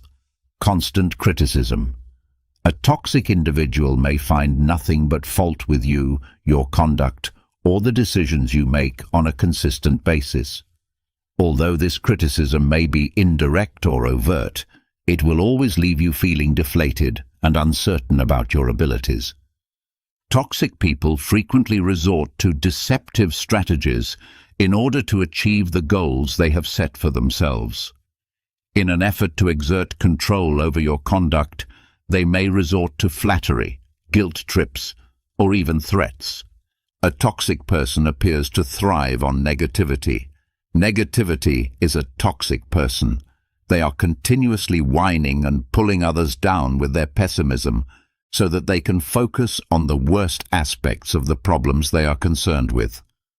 Additionally, in addition to these general indications, there are also several types of toxic personalities that you should be aware of. The narcissist is a person who is constantly looking for approval and adoration throughout their life. It is possible that they are charming at first, but in the end, their interactions are one-sided, leaving you feeling emotionally exhausted. This individual lives on social turmoil. According to the gossip, they are known to propagate rumors, stir up trouble, and take pleasure in causing friction between other people. Known as the energy vampire, this individual has the ability to drain your vitality. As the term says, interactions with them leave you feeling cognitively and emotionally drained and fatigued. Emotionally, the development of a mental map of the potential dangers that could befall your inner citadel can be accomplished by first gaining an awareness of the many toxic personalities and the actions that they display. In the same way that a Roman Stoic philosopher like Seneca might devise a plan to combat an adversary on the battlefield, you may make use of your newly acquired awareness to anticipate the strategies employed by potentially harmful individuals and devise a strategy to safeguard your emotional well-being. Number 2. Fortify your walls. Put yourself in the shoes of Marcus Aurelius, the famous Stoic emperor of Rome. In order to rule a wide empire, one needed to possess power, knowledge, and unyielding determination. When it comes to strengthening the walls of your own inner citadel, often known as your emotional well-being, these same attributes are vital. Undoubtedly, the boundaries that you have established are the foundation of this citadel. When dealing with toxic people, boundaries are the obvious lines that you create in the sand to demarcate your boundaries. They determine the kinds of conduct that you will and will not approve of. You should not permit poisonous people to intrude on your emotional territory in the same way that a powerful monarch would not permit his boundaries to be violated. What comes into play here is the Stoic philosophy, which emphasizes the importance of reason and self-control. In order to take the initial step, you must first determine which activities deplete your energy or violate your sense of who you are. Is it the persistent pessimism shared by a friend when a co-worker engages in manipulative behavior, the intrusive counsel of a member of the family? Make sure that you are open and honest with yourself about the things that you will not bear. The next step, when you have determined these boundaries, is to communicate them in a clear and concise manner. Tap into your inner Marcus Aurelius and be firm while still being fair. To facilitate effective communication, the following are some strategies. Think about how you are feeling and use I statements. Rather than making accusing words such as, "You are always so negative," you could try saying something like, "I feel drained when you constantly focus on the unpleasant things." Be as specific as possible. Take care not to leave any chance for misunderstanding. Rather than saying something like, "I need some space," you should say something like, "I can't talk right now, but I'd be happy to chat later this week." Keep your word, but be kind at the same time. There is a distinction between being assertive and being aggressive. It is important to convey your point with self-assurance while avoiding animosity. On the other hand, establishing boundaries is not a one-time experience. When it comes to enforcing your boundaries, you need to be hard and consistent, just like a Stoic ruler who is always on guard against barbarian invasions. A wall that is unstable is simple to dismantle. In the event that a toxic individual disregards your limits, you should remind them in a calm manner of the line that has been established. It may even be necessary for you to restrict your interaction with the person or completely withdraw from the situation. Keep in mind that establishing limits is not about punishing someone, rather, it is about protecting yourself. Envy, a vice that frequently serves as a source of poisonous talk, was vigorously avoided by the Stoics. Through the establishment of boundaries, you are not engaging in selfish behavior. Rather, you are merely safeguarding your emotional well-being and establishing the space that is necessary for you to build inner peace within the context of your Stoic path toward a life of peace. A strong citadel that is characterized by boundaries that are clearly defined and well defended is an essential component. Number 3. Become uninteresting to the emotional barbarian. Become uninteresting to the emotional barbarian. Take into consideration a ferocious emotional barbarian who is driven by pessimism and is looking for a dramatic conflict. There are certain poisonous persons who act in this manner. They rely on attention, on your emotional response, and their negativity thrives on that. In the hopes of eliciting a response, a glimmer of fury or hurt that will fuel their fire, they constantly poke and poke with insults. The Stoic ideals of emotional regulation and indifference to external stimuli served as the inspiration for the grey rock method, which comes into its own as a strong instrument in this context. Paul Fredman, a therapist, created a technique known as the grey rock method. It is a strategy that involves being emotionally less receptive. It is not about fully shutting down. Rather, it is about providing the emotional equivalent of a smooth grey rock, a surface that is neutral and unyielding, and which does not provide any handholds for the negative to cling to. In order to further dissect this approach, let us draw upon the sage advice of Seneca, a great Roman Stoic philosopher. Seneca tells us that true happiness resides in enjoying the present without anxious dependence upon the future. This is a reminder that we should starve ourselves of the need for attention. People who are toxic most of the time seek attention, whether it be positive or negative. With the grey rock method, you are preventing them from experiencing the emotional response that they are looking for. In the midst of the storm that they are attempting to generate, you become uninteresting, and just like a dull rock, responses that are neutral serve as your armor. The grey rock method entails reacting to negative statements with statements that are neutral and true on purpose. It is important to refrain from becoming involved in emotional disputes or justifications.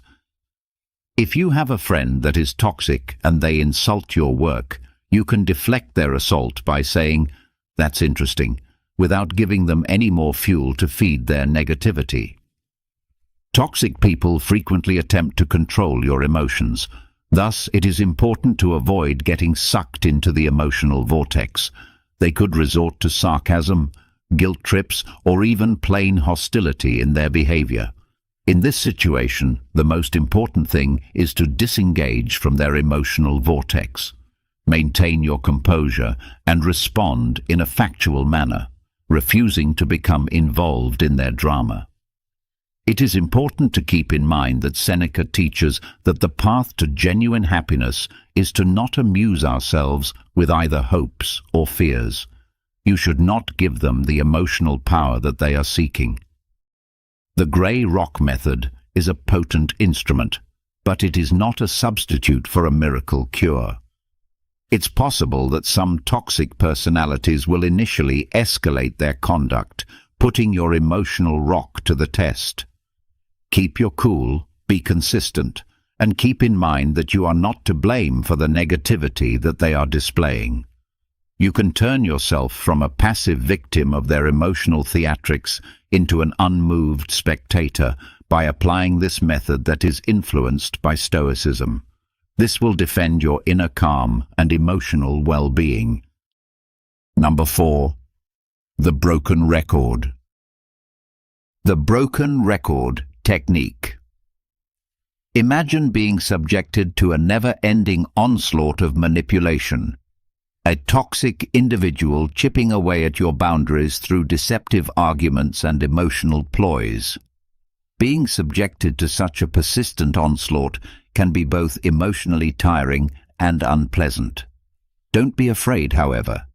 The Stoic principles of unshakable reason and perseverance serve as the inspiration for the broken record technique, which emerges as a potent defense when used. The broken record technique is a strategy that was developed to combat deceptive tactics.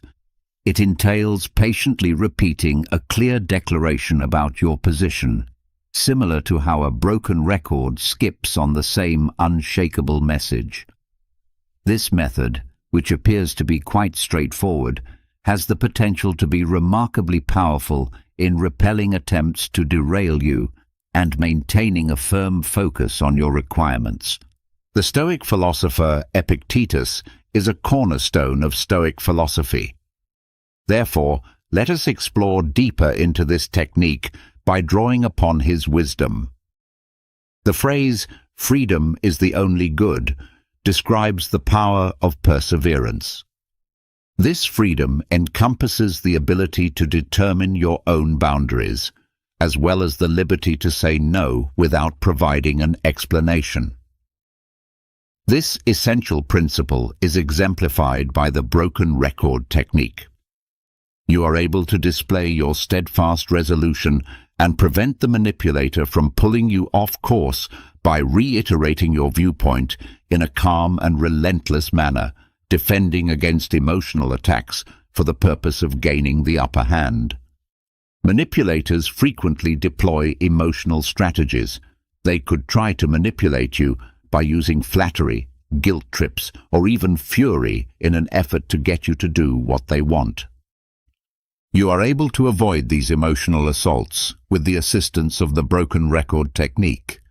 You are able to deflect their attempts to manipulate your emotions and keep the argument based in reason by concentrating on the factual statement of your stance. The consistent repetition of your position can be very disconcerting to a manipulator. This is because repetition is considered to be a form of defense. The flow of their conversation is disrupted, They are thrown off balance, and the hollowness of their arguments is brought to light. Imagine a wave crashing on a rock that is very strong. The rock does not move at all, while the wave ultimately disappears. Contrary to popular belief, the broken record technique does not involve confrontation. Maintaining a firm focus on your stance while enforcing your boundaries in a calm manner is something that is important. Keep in mind that Stoicism places a strong emphasis on reason and logic as the guiding principles for managing the problems that life presents. Through the utilization of this method, you give yourself the ability to resist exploitation and safeguard your inner peace with unyielding determination. Number 5. Don't take the bait. Don't take the bait. Imagine a skilled angler who is casting a line that is baited with negative thoughts in the hopes of catching you in a whirlpool of all kinds of emotional drama. They dangle provocations, insults, or guilt trips in the hopes of eliciting a reaction that will fuel their drama and feed their negativity. This is the strategy that many toxic people do. However, the Stoic philosophy provides a great defense, which is indifference. This is not the same thing as apathy. Rather, it refers to the state of being emotionally detached from something. The Stoics, particularly philosophers such as Epictetus, made a distinction between apathy and indifference. In their opinion, apathy was a state that characterized a lack of concern and a state of listlessness. The concept of indifference, on the other hand, refers to a disconnection from the unpleasant feelings and judgments that distort our own reason. When it comes to dealing with toxic people, this distinction is really important. The following is an explanation of how Stoic indifference can assist you in avoiding going for the drama bait. Be aware of the strategy. The first stage is to be aware of the strategy. Become familiar with the telltale signals that a toxic individual is attempting to lure you in. What exactly is it? Is it a sarcastic remark, a veiled insult, or a guilt trip that is camouflaged as a proposal? By the time you have identified the strategy, you have to a certain extent rendered it ineffective. The bait is intended to elicit a response such as wrath, annoyance, or defensiveness, and it is important to detach yourself from the emotional hook. Stoic indifference, on the other hand, is a choice that allows you to avoid becoming emotionally tied to the negative aspects of the situation. Consider the scenario in which you are unable to take the bait that is hanging in the water. You examine it with cool composure, unaffected by the power it possesses to anger you. Let the drama dissolve. When you don't respond to their negative comments, the power that they have over you is diminished due to a shortage of fuel. The drama that they are attempting to build is unable to last in the absence of a response. Their scathing remarks remain suspended in the air, eventually losing their power. It is not necessary to transform into a heartless and uncaring machine. The practice of Stoicism promotes the expression of good emotions. On the other hand, it places an emphasis on detaching from negative emotions that you are unable to control and channeling your feelings toward things that you can control. You can turn yourself from a passive player in their drama into a peaceful observer by practicing Stoic indifference. This allows you to demonstrate that you are not willing to become involved in their emotional web. It is your own inner serenity that continues to exist, a refuge that is unaffected by the storms that others attempt to generate. Number 6. The art of the non-reaction. The art of the non-reaction. Imagine somebody who is a verbal gladiator, someone who is a master of insults and barbs and who thrives on the heated back and forth of an argument. There are some poisonous folks who call this domain their home. They use words as weapons with the intention of inciting anger, humiliating you, and ultimately luring you into their emotional sphere. Presented here is a Stoic strategy that is not only effective but also frequently underappreciated: the art of the non-reaction. When deployed in a planned manner, silence has the potential to be an effective weapon against the lethal verbal assault by causing a disruption in the dynamic that they want. It disarms them. Astonishingly, quiet, on the other hand, is not something that comes effortlessly to everyone. The desire to answer, to defend ourselves, or to win the argument is something that we are frequently conditioned to feel for ourselves. Stoicism, on the other hand, teaches us the significance of mastering our reactions, and a stillness maintained at the appropriate moment indicates true control. In order to have a clearer understanding of the strength of the non-reaction, let us consider the writings of Marcus Aurelius, the well-known Roman Stoic emperor. Putting a stop to the toxic dance. People who are toxic frequently rely on a pattern that is predictable. Their tone is pessimistic, and they anticipate a response from you. When you show anger, annoyance, or defensiveness toward them, you are adding fuel to their fire and maintaining the toxic dance. Having no reaction causes this pattern to be disrupted.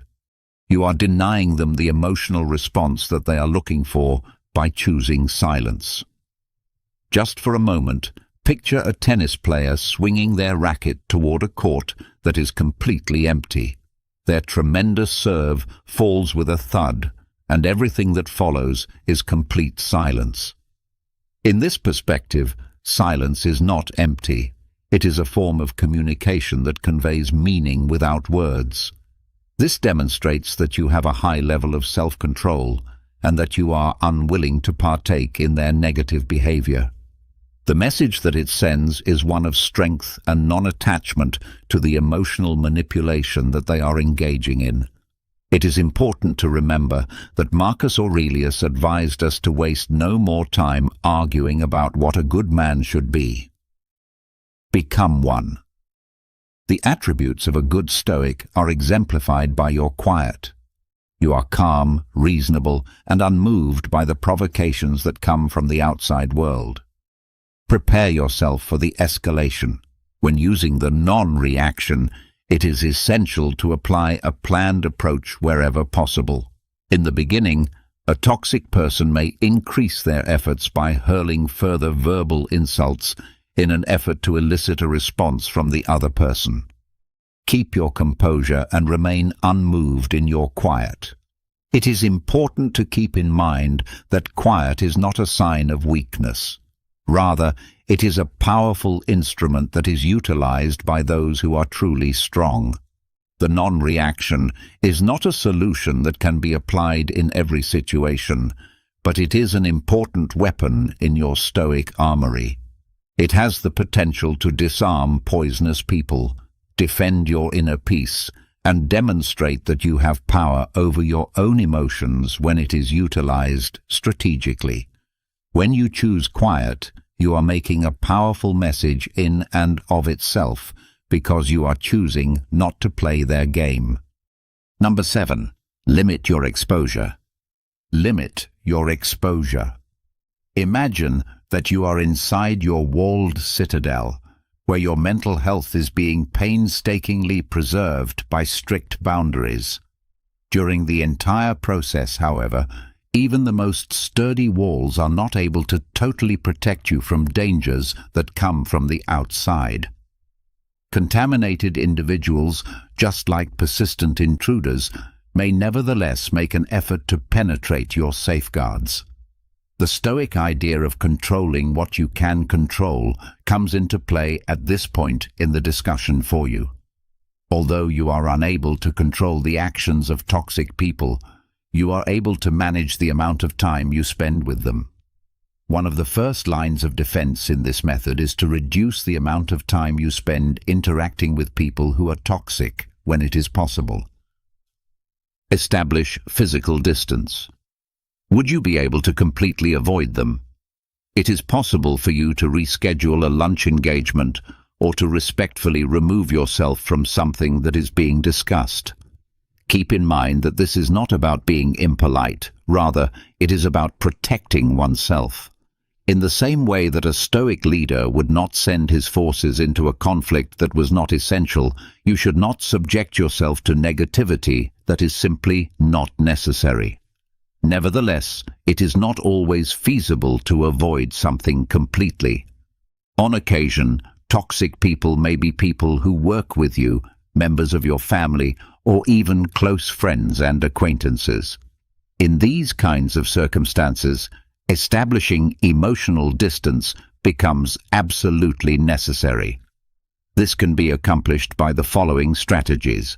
Epictetus, a notable Stoic philosopher, tells us that happiness and freedom begin with a clear understanding of one another. This is a quote by Epictetus, which highlights the importance of mental detachment. Nevertheless, this does not imply that there is emotional involvement.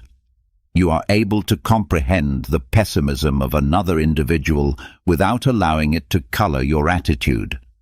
Exercise mental detachment by observing their conduct in an impartial manner, without allowing yourself to become emotionally invested in it. Cognitive reframing. Persons that are toxic to you will frequently attempt to control your feelings by using negativity.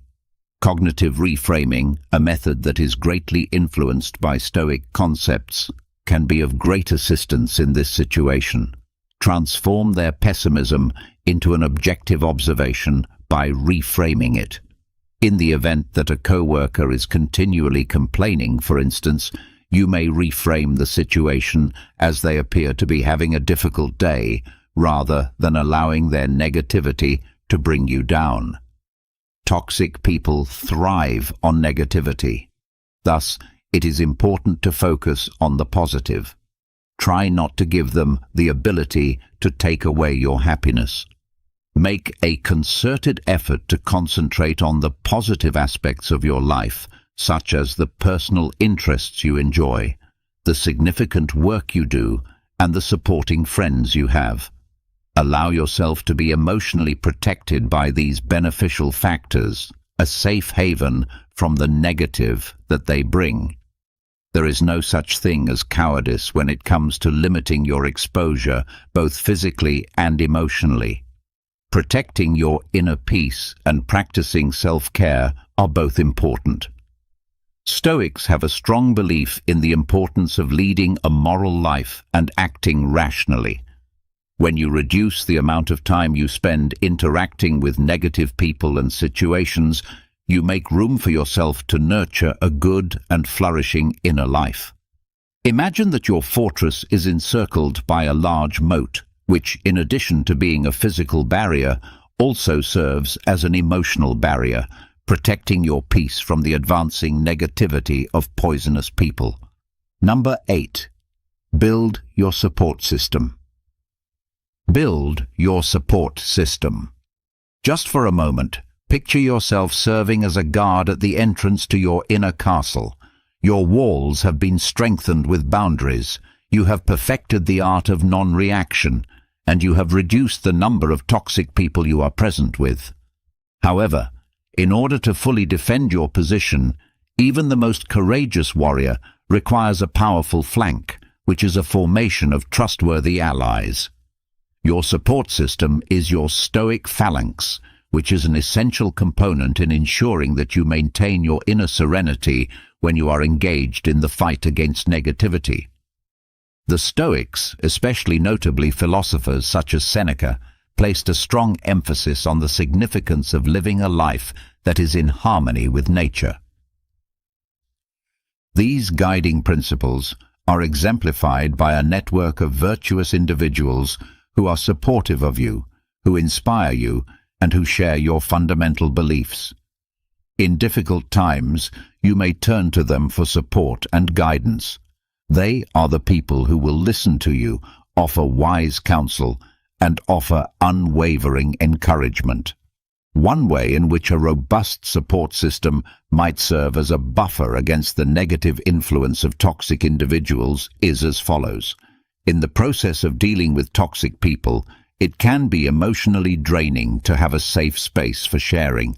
It is possible to create a secure environment in which to analyze your experiences and express your frustrations when you have trusted friends or family members to whom you can confide. Their comprehension and compassion can serve as a vital support system, serving as a reminder that you are not fighting this struggle alone. Toxic people frequently take away from your sense of self-worth, but they may also be a source of encouragement. An effective support system serves as a counterforce, providing you with encouragement and reminding you of your abilities and the value you bring to the world. Their faith in you has the power to strengthen your determination and rekindle the fire that burns inside you, particularly in situations where negativity threatens to extinguish it. Setting an example of virtue and positivity, the Stoics held the belief that it is important to surround oneself with persons who exemplify the characteristics that one wishes to cultivate. A network of virtuous individuals who are supportive of one another might serve as a positive role model. It is possible to learn and develop by seeing the strength, resilience, and optimistic outlook that they possess. This will help you increase your own capacity to gracefully manage negative situations. The process of constructing a solid network of support is one that never ends. In order to accomplish this, you will need to cultivate relationships that already exist and look for people who match your beliefs in order to cultivate this beautiful phalanx. Here are some ways to do so. Invest in quality time. Set aside time to have meaningful interactions with the people who are responsible for your support. You may build a sense of connection by sharing your experiences, listening to theirs, and sharing your own. Joining clubs, volunteer organizations, or online communities that are congruent with your interests and values is a great way to bring together people who share your values and interests. This place is filled with people who share your values and who can serve as a natural source of support and encouragement. It is important to remember that the power of showing gratitude to those who are supporting you can never be underestimated. Please express your gratitude to them for the great influence they have on your well-being, as well as for their presence in your life and their unflinching support. Through the cultivation of a robust Stoic phalanx, you may establish a formidable shield that protects you from the negativity that is caused by poisonous people. Strength, perspective, and a revitalized sense of optimism are all things that you acquire when you are surrounded by positive influences. Always keep in mind that even the most well-guarded fortress might benefit from a robust defense from the outside. Your support system, which consists of your trusty companions, transforms into your unyielding phalanx, guaranteeing that your inner serenity continues to possess a secure and protected sanctuary. Number 9. Prioritize self-care. Prioritize self-care.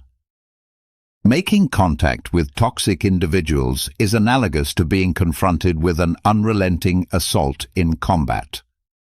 The emotional energy that you have is depleted, and you may end up feeling exhausted as a result. When it comes to protecting yourself against negativity, self-care becomes an essential component. Much as a Stoic warrior would make it a priority to tend to their wounds and sharpen their blade after a battle, your Stoic style of living should include self-care as a fundamental component. Include it in your daily routine and think of it as an investment in your mental well-being. Make it a priority alongside other vital chores and schedule it into your schedule. Your emotional reserves can be replenished, and your resistance to negativity can be strengthened through the following approaches of self-care. Participate in activities that bring you joy. Determine the activities that bring you actual delight and can help you relax. Exercises that are physical in nature, such as running or yoga, as well as artistic activities such as painting or writing, could fall under this category. You are able to de-stress, recharge your emotional batteries, and return to the world with newfound energy and perspective when you participate in these activities and immerse yourself in them. The Stoics engaged in awareness practices that were analogous to meditation. These practices were also known as meditation. Through the practice of meditation, you are able to calm your mind, disengage from negative thoughts, and create inner peace. When you make meditation a regular part of your self-care regimen, you give yourself a great tool to manage stress and negativity, whether it comes from yourself or from other people who are poisonous to you. Seek solace in nature. The Stoics placed a strong emphasis on living in agreement with the natural world. The act of spending time in natural settings, whether it be a walk in a park or a hike through the woods, has a significant influence on our overall health and happiness. If you want to alleviate stress, enhance your mood, and gain a sense of perspective that can help you fight the negativity that you experience from toxic people, then you should try to immerse yourself in the natural world as a type of preventative maintenance for your emotional well-being. You might think of self-care as practicing self-care. A person who is well-rested and centered is in a far better position to deal with negative emotions. In the same way that a Stoic warrior would make sure their armor was sturdy and their sword was sharp, you may nurture your emotional resilience by engaging in self-care techniques. Listen to the signals your body sends you. Continuous communication is taking place between you and your body. Observe the symptoms of exhaustion, tension, or emotional depletion, and pay attention to them. To make self-care a priority, you shouldn't wait until you are utterly exhausted before doing so. Incorporate healthy eating, make sure you get enough sleep, and take breaks throughout the day. The basis for your emotional resilience is laid by these routines, which may appear to be straightforward. In the same way that you established boundaries with people who are poisonous to you, you should also establish boundaries around the time you spend on self-care. Denying requests that might interfere with your time to relax, or setting aside certain times throughout the day to engage in activities that promote self-care, are examples of ways to accomplish this. Always keep in mind that putting your own well-being first is not an act of selfishness. Rather, it is necessary for preserving your emotional resilience. You can become a more powerful and well-balanced individual by implementing self-care into your Stoic way of life. A Stoic warrior would be prepared to meet any adversary, and you approach obstacles with a better perspective and emotional fortitude, much like a Stoic warrior would. It is important to keep in mind that having a full emotional battery enables you to more effectively deflect negativity and radiate positivity, so establishing a formidable shield against the toxic people in your circle of existence. Number 10. Remember, it's not about you. Remember, it's not about you. Picture yourself with a dark cloud looming over you, spewing out negativity and obscuring your view of the outside world. When you're working with toxic people, you will frequently encounter situations like this. They create a poisonous environment by projecting their own worries, insecurities, and issues onto those around them, which results in people being affected negatively. The concept of prohairesis, which is rooted in Stoic philosophy, serves as a formidable defense mechanism in this context. We are encouraged to view ourselves as intelligent observers who are standing outside of the emotional tornado. Through the use of the phrase prohairesis, which is utilized by Stoic philosophers, we become impartial analyzers of the issue, separating ourselves from the negative aspects of the scenario and concentrating on the rational aspects. When interacting with toxic people, it is essential to maintain this level of detachment because the insults and negativity they express are rarely directed at the individual. Rather, they are reflections of the individual's own inner issues. You can navigate the toxicity of toxic people by utilizing Stoic detachment in the following ways. In order to divert attention away from their own inadequacies, toxic people frequently resort to blaming others, criticizing others, and being negative. You are able to discern this projection for what it is by applying the prohairesis. Distancing yourself from the emotional undercurrent will allow you to observe their conduct in an impartial manner, much like a scientist would while investigating a phenomenon. You are able to comprehend that their negativity is a product of their own internal landscape and not a reflection of you or your worth. When you have the ability to detach yourself from the situation for a moment, their behavior is not a reflection of your character. Rather, it is a symptom of themselves and the problems they are experiencing. Take, for example, the dark cloud. Although it may throw a shadow, it has nothing to do with the ground that it momentarily obscures. The sky above still has the sun blazing brightly. Epictetus, a major Stoic philosopher, tells us that it is not that we have a short time to live, but that we waste a lot of it. This highlights the need of focusing on your Stoic path. The length of our lives is sufficient, and a considerable quantity has been bestowed upon us for the most important reasons, provided that we are able to make the most of it correctly. If you want to avoid wasting your valuable time and energy, you should avoid getting involved with the negative energy of toxic people. Maintain your emotional distance, make it a priority to look after your own health, and keep moving forward on the Stoic path that will lead you to a life filled with virtue and calm. It is not the same thing as apathy to be detached. While it is possible to show compassion for their troubles, it is not necessary for you to become a victim of the emotional storms that they are experiencing. You can protect your inner calm and emotional well-being by practicing Stoic detachment, which requires you to change yourself from a passive target into a centered observer. It is important to keep in mind that the sun is still shining brilliantly above the mountains of clouds. Number 11. Don't try to fix them. Don't try to fix them. The desire to mend, to heal, and to engage in the role of a therapist can be powerful, particularly when you are confronted with a person you care about who engages in behaviors that are harmful to others. On the other hand, in the sphere of Stoicism, this road frequently results in frustration and a depletion of one's own emotional reserves.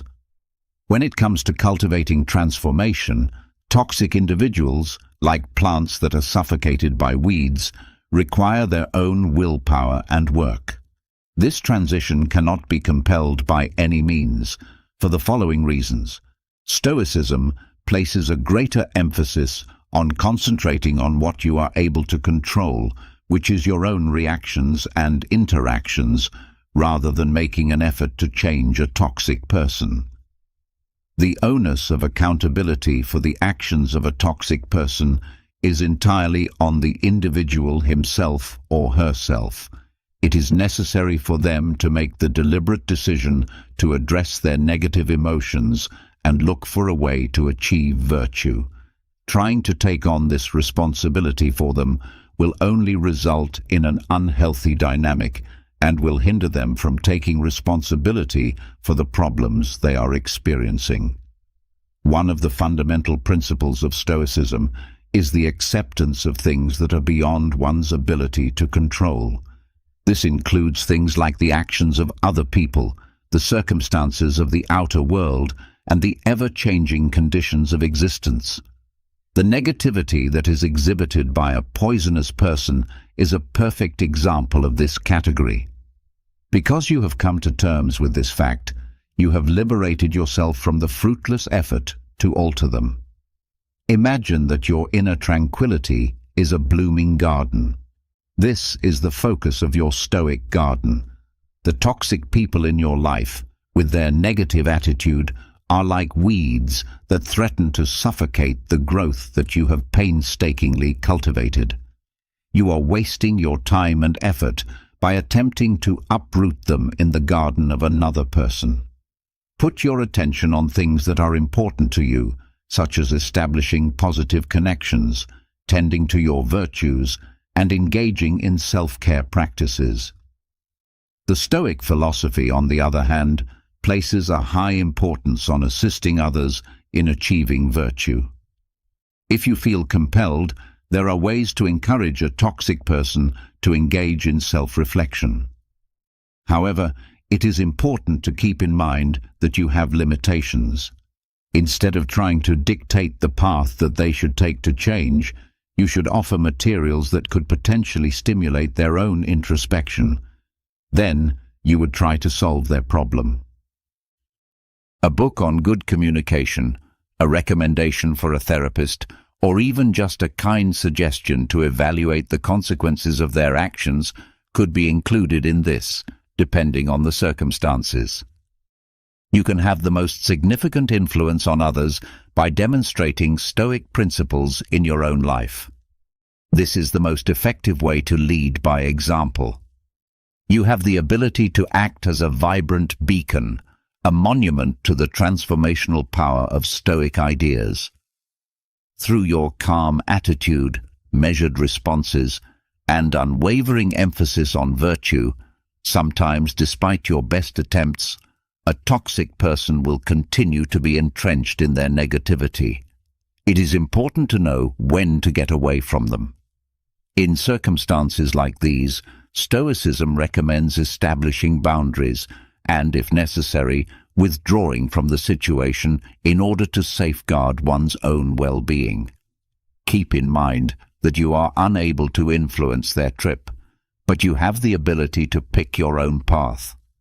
Through the process of internalizing these ideas, you will convert yourself from a frustrated fixer into a Stoic facilitator. You are able to provide assistance without jeopardizing your own health, and you are able to develop a garden that may flourish in spite of the weeds that may be growing in other areas.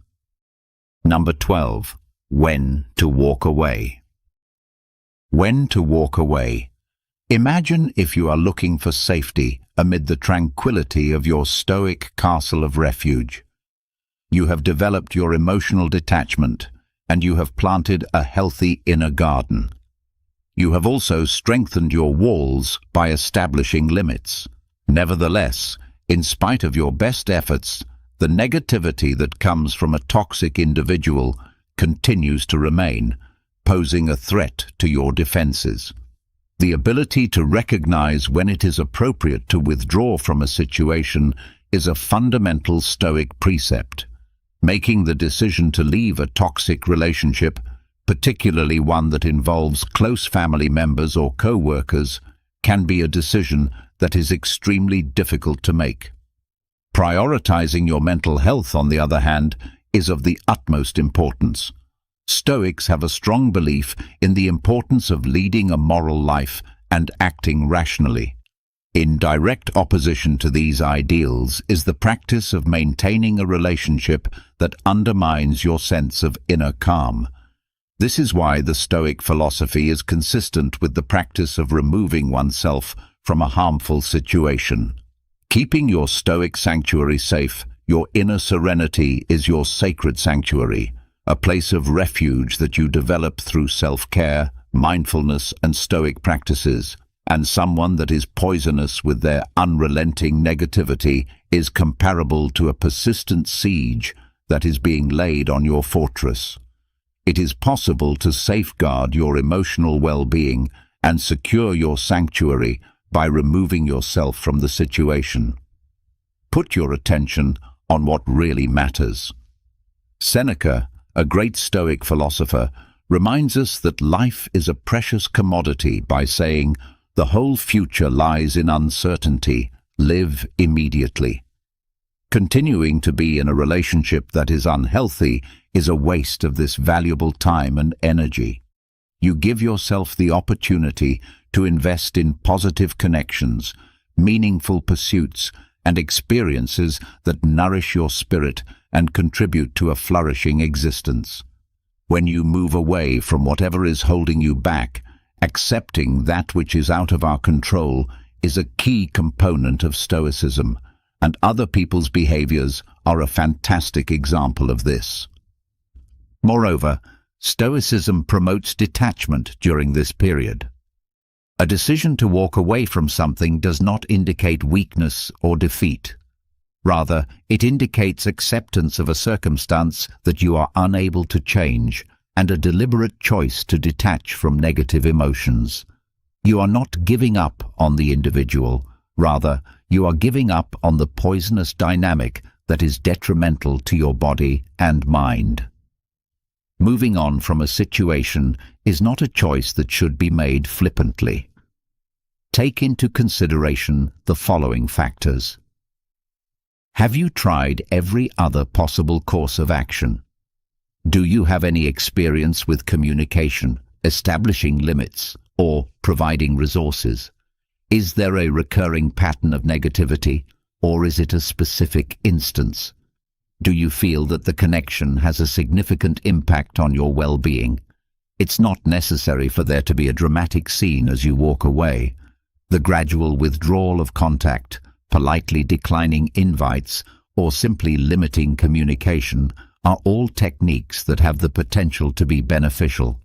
Keep in mind that removing yourself from a situation is a Stoic act of protecting your inner calm and a type of self-care. You can live a life that is led by reason, virtue, and peace if you make your well-being a priority. This will allow you to create room for positive relationships and experiences to develop. Number 13. Forgive yourself. Forgive yourself. Consider the following scenario. You are about to embark on a lengthy journey, and you are carrying a hefty bag that is full of hatred and fury toward a poisonous individual. The weight of this responsibility slows you down, preventing you from making progress and draining your energy. Within the Stoic framework, forgiveness is defined as the process of releasing one's emotional baggage, not for the sake of the other person, but for one's own sake. The Stoics placed a strong emphasis on the significance of accepting things that are beyond our ability to control, with the actions of other people serving as a notable example. The act of harboring hate and resentment toward a person who creates a toxic environment falls clearly inside this category. Remaining steadfast in these unfavorable feelings will only cause you harm, contaminating your present and casting doubt on your future.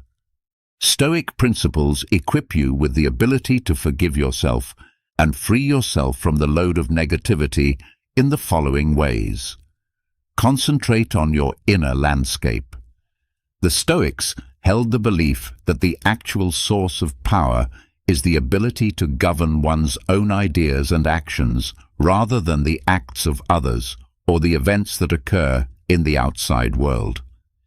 In order to recover control of your inner landscape and make room for serenity and emotional well-being, you must first forgive yourself and then let go of any animosity you may continue to harbor. Forgiveness, in the Stoic understanding, does not involve condoning the behavior of the poisonous person. Rather, it is about accepting the behavior of the toxic person, acknowledging what has occurred, coming to terms with the fact that it is beyond your control, and making the decision to move forward with a lighter heart. These are all important steps. the famous Stoic emperor Marcus Aurelius tells us that you have power over your mind. You do not have power over events that occur outside of yourself. Make this a reality, and you will discover your strength. Your ability to forgive gives you the ability to reclaim this power. Finding a way to break the cycle of negativity. Resentment is a prison that one has created for oneself. If you continue to hold on to it, you are allowing the toxic person to continue to have a detrimental impact on your life, even though they are no longer there.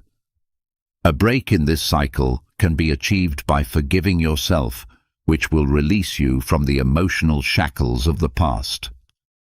The process of forgiving oneself does not take place overnight. In order to foster forgiveness, here are some ways to do so. Recognize your feelings. The first thing you need to do is recognize the feelings of anger, hurt, or resentment that you are experiencing. When these feelings are repressed, it just serves to slow down the healing process. Practicing self-compassion entails treating oneself with the same empathy and consideration that you would provide to a friend experiencing a similar situation. Not only are you a victim of their negativity, but you are also a victim of their behavior. Make an effort to evaluate the event in an objective manner. Was the toxic individual acting maliciously, or were there other things at play that contributed to the situation? Transforming your point of view can help cultivate empathy and understanding, which in turn can pave the road for forgiveness. A gift is something that you offer to yourself, and forgiveness is a gift.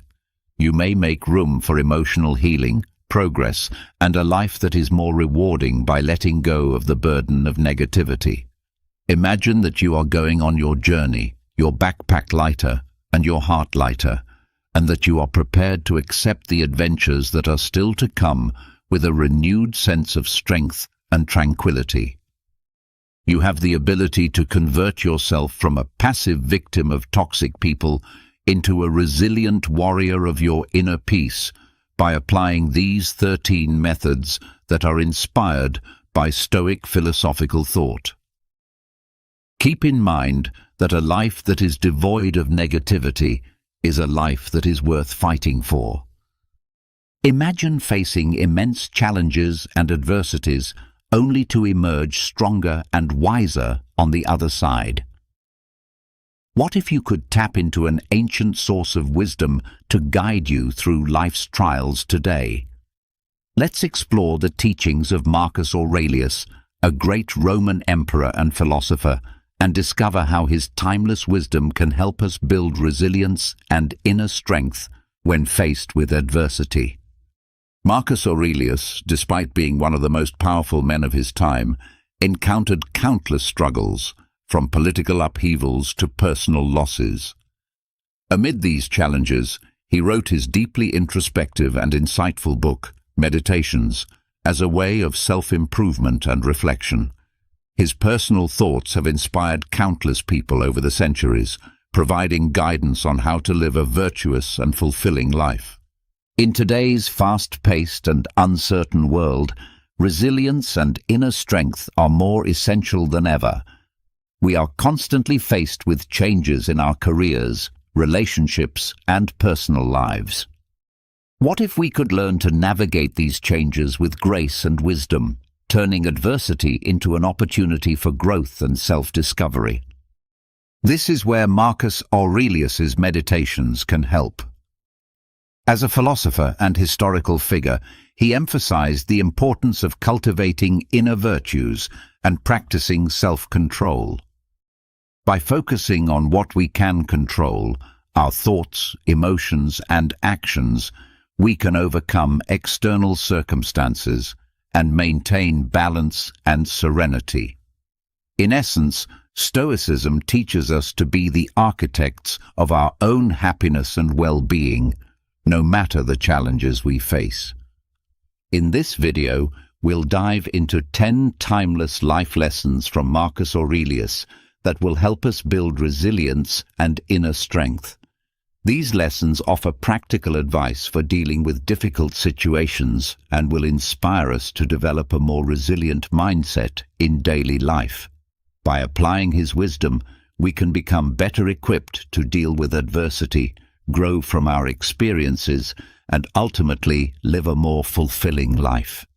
As we journey through these lessons, we'll explore the importance of controlling our thoughts and perceptions, accepting what we cannot change, focusing on the present moment, cultivating humility and empathy, and much more. Whether you're facing personal or professional setbacks or seeking guidance on living a more balanced life, Marcus Aurelius's teachings can serve as a powerful source of wisdom and inspiration. Lesson 1. Control your perception. Everything we hear is an opinion, not a fact. Everything we see is a perspective, not the truth. Our perception of the world shapes our reality, influencing how we react to situations, interact with others, and ultimately feel about ourselves. By recognizing that our reactions are based on our perspectives, we can let go of the urge to control what's beyond our reach. A useful technique for cultivating this mindset is detachment. Detachment involves recognizing the impermanent nature of life, understanding that everything is subject to change. By embracing this, we can develop a more balanced perspective and learn to flow with life's natural changes. When faced with a challenge, remind yourself that this too shall pass, and approach the situation with an open heart and mind. Meditation can also help promote acceptance. Setting aside time each day to calm your mind and observe your thoughts and emotions helps you develop a better understanding of your reactions. This increased self-awareness allows you to more easily recognize when you're struggling to accept what can't be changed and adopt a more receptive mindset. Learning to accept the things we cannot change is essential for building resilience and inner strength. By practicing awareness, detachment, and meditation, we can cultivate a more balanced approach to life's challenges.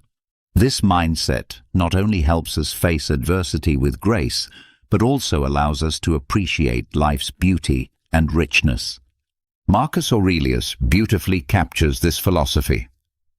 Accept the things to which fate binds you, and love the people with whom fate brings you together, but do so with all your heart.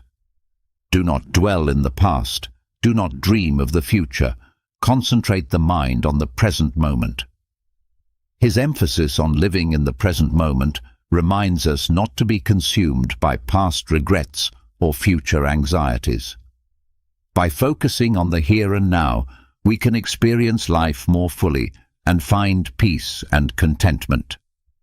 Living in the present moment offers numerous benefits: reduced stress and anxiety, increased self-awareness, and improved mental well-being. When we practice mindfulness, we engage fully with our experiences and emotions without being distracted by worries. This heightened awareness allows us to better understand ourselves and our environment, promoting personal growth and self-discovery. One way to cultivate mindfulness is through meditation. To practice, find a quiet space, sit comfortably, and focus on your breath. When thoughts and emotions arise, acknowledge them without judgment and gently return your focus to your breath. Doing this for just 5 minutes a day can significantly improve your well-being.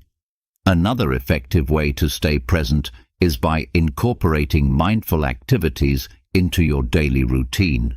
For example, try mindful eating, where you fully savor each bite and pay attention to the flavors and textures of your food, or mindful walking, where you focus on the sensations in your body and the environment around you. By making mindfulness a part of everyday life, you can become more attuned to the present moment and develop a deeper awareness of your thoughts and emotions. Consider setting aside time each day for reflection. Writing in a journal is a great way to process your experiences and emotions, helping you stay present and recognize patterns in your thoughts and behaviors. This practice can provide valuable insights, helping you make more conscious choices moving forward. Lesson 4. Cultivate humility and empathy. Before you criticize someone, ask yourself, which of my own faults most resemble what I'm about to criticize? Humility and empathy are essential for building resilience and inner strength. These virtues help us develop stronger relationships, foster a compassionate mindset, and remind us to reflect on our own imperfections before judging others. By practicing humility, we acknowledge that we are not perfect and that we can learn from others, regardless of their status or background. This attitude makes us more receptive to feedback and personal growth, helping us overcome challenges and adapt more effectively. To practice humility in daily life, focus on listening more and speaking less. Pay attention to others' ideas and opinions, and remain open to the possibility that you may be wrong or have something to learn. Be willing to admit mistakes and take responsibility for your actions. This openness can foster personal growth and a more resilient mindset. Empathy involves understanding and connecting with others by putting yourself in their shoes. It enables you to navigate difficult situations and strengthens your relationships, making you more resilient in the face of adversity. To develop empathy, practice active listening. Give others your full attention, strive to understand without judgment, and ask open-ended questions to encourage deeper conversations. Volunteering and engaging in acts of service can also help you build empathy by offering insights into the struggles and emotions of others. Humility and empathy are key to building resilience and inner strength. By practicing active listening, self-reflection, and compassion, we can develop a more empathetic and humble perspective on life. Lesson 5. Practice gratitude. When you wake up in the morning, remember how precious the gift of life is: breathing, thinking, enjoying, and loving. Marcus Aurelius reminds us of the power and importance of gratitude. By focusing on our blessings and appreciating the beauty of life, we can cultivate a more positive mindset and build resilience in the face of challenges. Studies show that expressing gratitude regularly leads to increased happiness, better mental health, stronger relationships, and even improved physical health. Grateful people tend to experience lower stress and anxiety levels and are better equipped to handle difficult situations. To integrate gratitude into your daily life, start a gratitude journal. Each day, write down 3 things you're grateful for, no matter how big or small.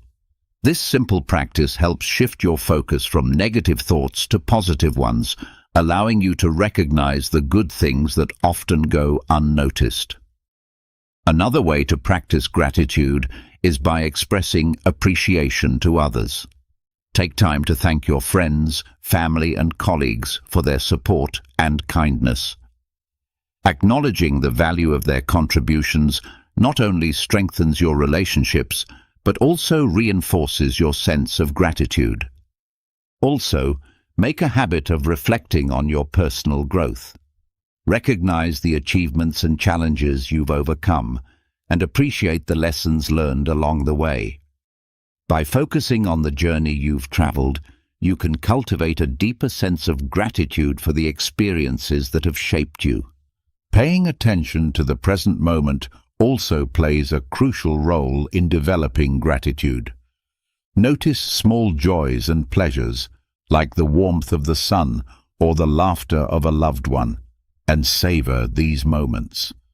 Practicing gratitude in this way helps you appreciate life's simple gifts, enhancing your overall well-being and building resilience.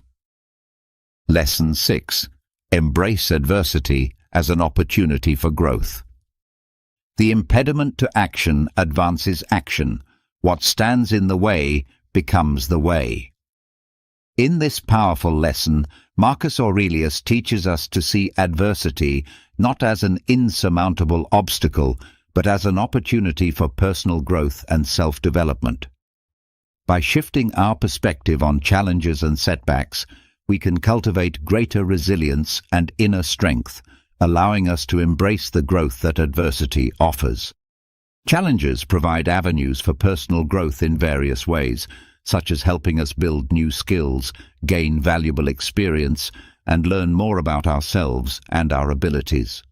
Overcoming adversity can also boost our self-confidence as we recognize our capability to face difficult situations and emerge stronger. To reframe adversity as a growth opportunity, start by adopting a growth mindset. The belief that our abilities and intelligence can be developed through dedication and hard work.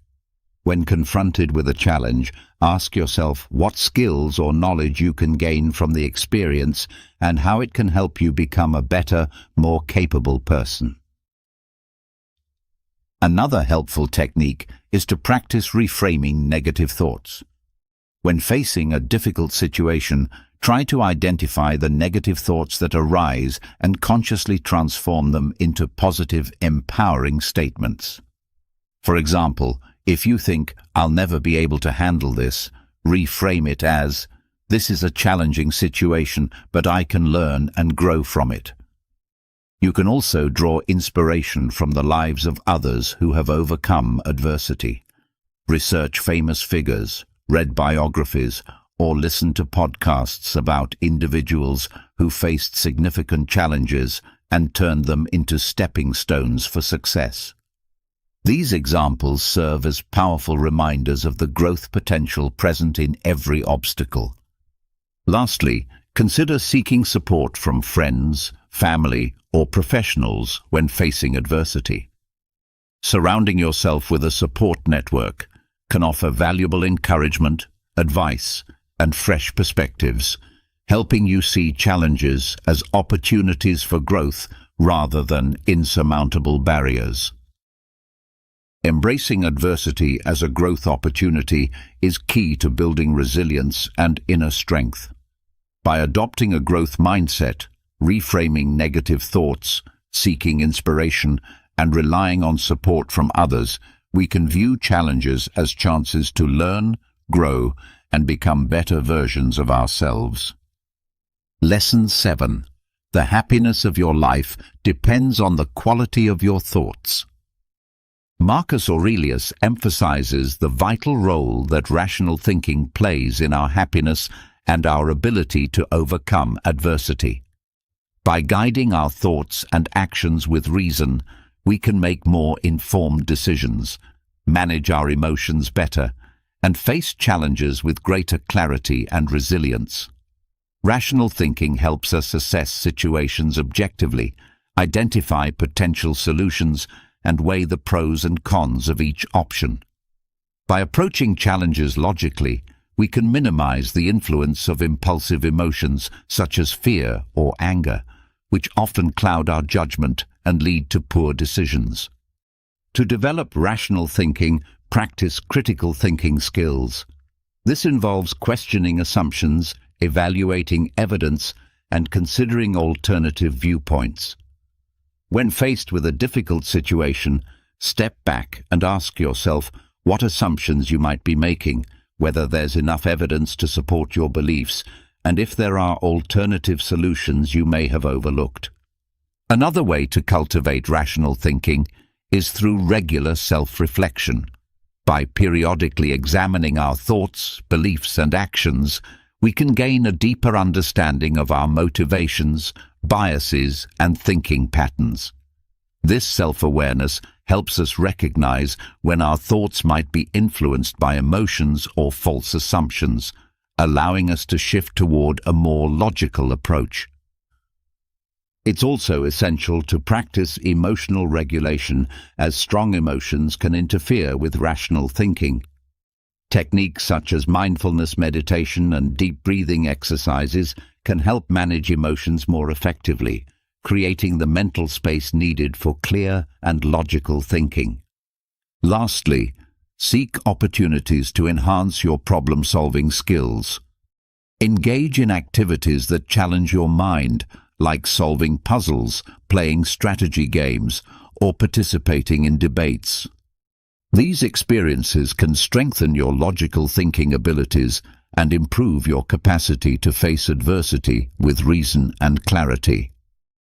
Guided by reason, we can approach life's challenges with greater clarity and success.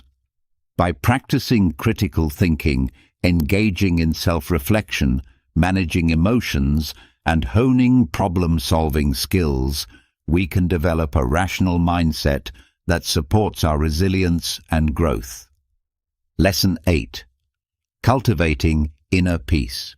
Marcus Aurelius reminds us that the quality of our thoughts greatly affects our emotional state and inner peace. Cultivating inner peace is essential for building resilience and maintaining emotional balance, as it helps us face challenges more effectively while preserving a sense of calm. Inner peace is important for several reasons. First, it enables us to manage stress and anxiety more effectively. When we are at peace with ourselves, we can handle life's pressures and uncertainties with greater ease. This emotional equilibrium helps prevent burnout, reduces the risk of mental health issues, and promotes overall well-being. Second, inner peace allows us to think more clearly and make better decisions. When our minds are not clouded by emotional turmoil, we can approach challenges with greater clarity and focus. This enables us to develop more effective solutions and strategies. One way to cultivate inner peace is by engaging in activities that bring joy and relaxation, such as spending time in nature, dedicating yourself to hobbies, or connecting with loved ones. Prioritizing self-care and participating in soul-nourishing activities can help replenish your emotional reserves, promoting a sense of balance and tranquility. It's also crucial to develop healthy ways to deal with stress and negative emotions. This might include practicing deep breathing exercises or engaging in physical activities like yoga or hiking. These techniques can help redirect your attention and restore emotional equilibrium. Additionally, adopting a regular gratitude practice can promote inner peace. By focusing on the positive aspects of your life and expressing gratitude for your blessings, you can cultivate a more optimistic perspective. If you've made it this far, congratulations. Consider yourself strong, as many people give up along the way. Leave a comment saying, "I am a new person," to show your strength and determination. Now that you've made it this far, you're definitely going to stay until the end. Lesson 9. Embrace what is spiritually superior, regardless of what others think or do. In this lesson, Marcus Aurelius urges us to detach from external events and circumstances, focusing instead on our internal values and spiritual growth. By not seeking validation or satisfaction from external sources, we can develop greater resilience and inner strength. The benefits of detachment are numerous. It helps maintain emotional stability in the face of adversity, prevents excessive attachment to outcomes, possessions, or others' opinions, and reduces stress, anxiety, and disappointment. To cultivate detachment in everyday life, start by becoming more aware of your thoughts and reactions to external events. Observe your emotions and thoughts without clinging to them. This increased self-awareness helps you recognize when you're overly invested in external circumstances and allows you to consciously redirect your focus inward. Another way to practice detachment is by regularly reminding yourself of life's impermanence. Acknowledge that possessions, relationships, and circumstances change, and that seeking lasting happiness from these external sources is ultimately futile. Instead, focus on finding contentment and inner fulfillment through personal growth, values, and spirituality. Developing a strong sense of identity and knowing your core values also helps cultivate detachment. When you have a clear understanding of what truly matters to you, it becomes easier to let go of external factors that don't align with your values. Take time to reflect on your core beliefs and let them guide your decisions and actions. Engage in regular spiritual or reflective practices such as meditation, journaling, or prayer. These practices deepen your connection with your inner self, foster detachment from external influences, and encourage a greater focus on personal growth and spiritual development. Practicing detachment from external events and circumstances is a powerful tool for building resilience and inner strength. By cultivating mindfulness, embracing impermanence, understanding your values, and engaging in spiritual practices, you can face life's challenges with greater grace and equanimity. Lesson 10. Appreciate what you have rather than long for what you don't. In this final lesson, Marcus Aurelius highlights the importance of perseverance and maintaining momentum in the face of adversity. By focusing on the blessings we already possess and nurturing a growth mindset, we can continue to evolve even through challenges. Perseverance is key to overcoming adversity, as it allows us to push through obstacles, learn from setbacks, and keep moving forward toward our goals, building resilience and inner strength along the way. To stay motivated and maintain a growth mindset, begin by setting clear, achievable goals that align with your values and passions. Having a clear vision of what you want to achieve will help you stay focused and motivated, even in the face of obstacles. Break down your goals into smaller, manageable steps and celebrate your progress as you go. Another way to maintain motivation is by practicing self-compassion. Recognize that setbacks and challenges are natural parts of life, and treat yourself with kindness when facing difficulties. By cultivating self-compassion, you can maintain a positive attitude and keep moving forward, even when things are tough. Surrounding yourself with supportive, like-minded individuals can also help keep you motivated. Seek out friends, mentors, or support groups who share your values and goals, and draw inspiration from their successes and experiences.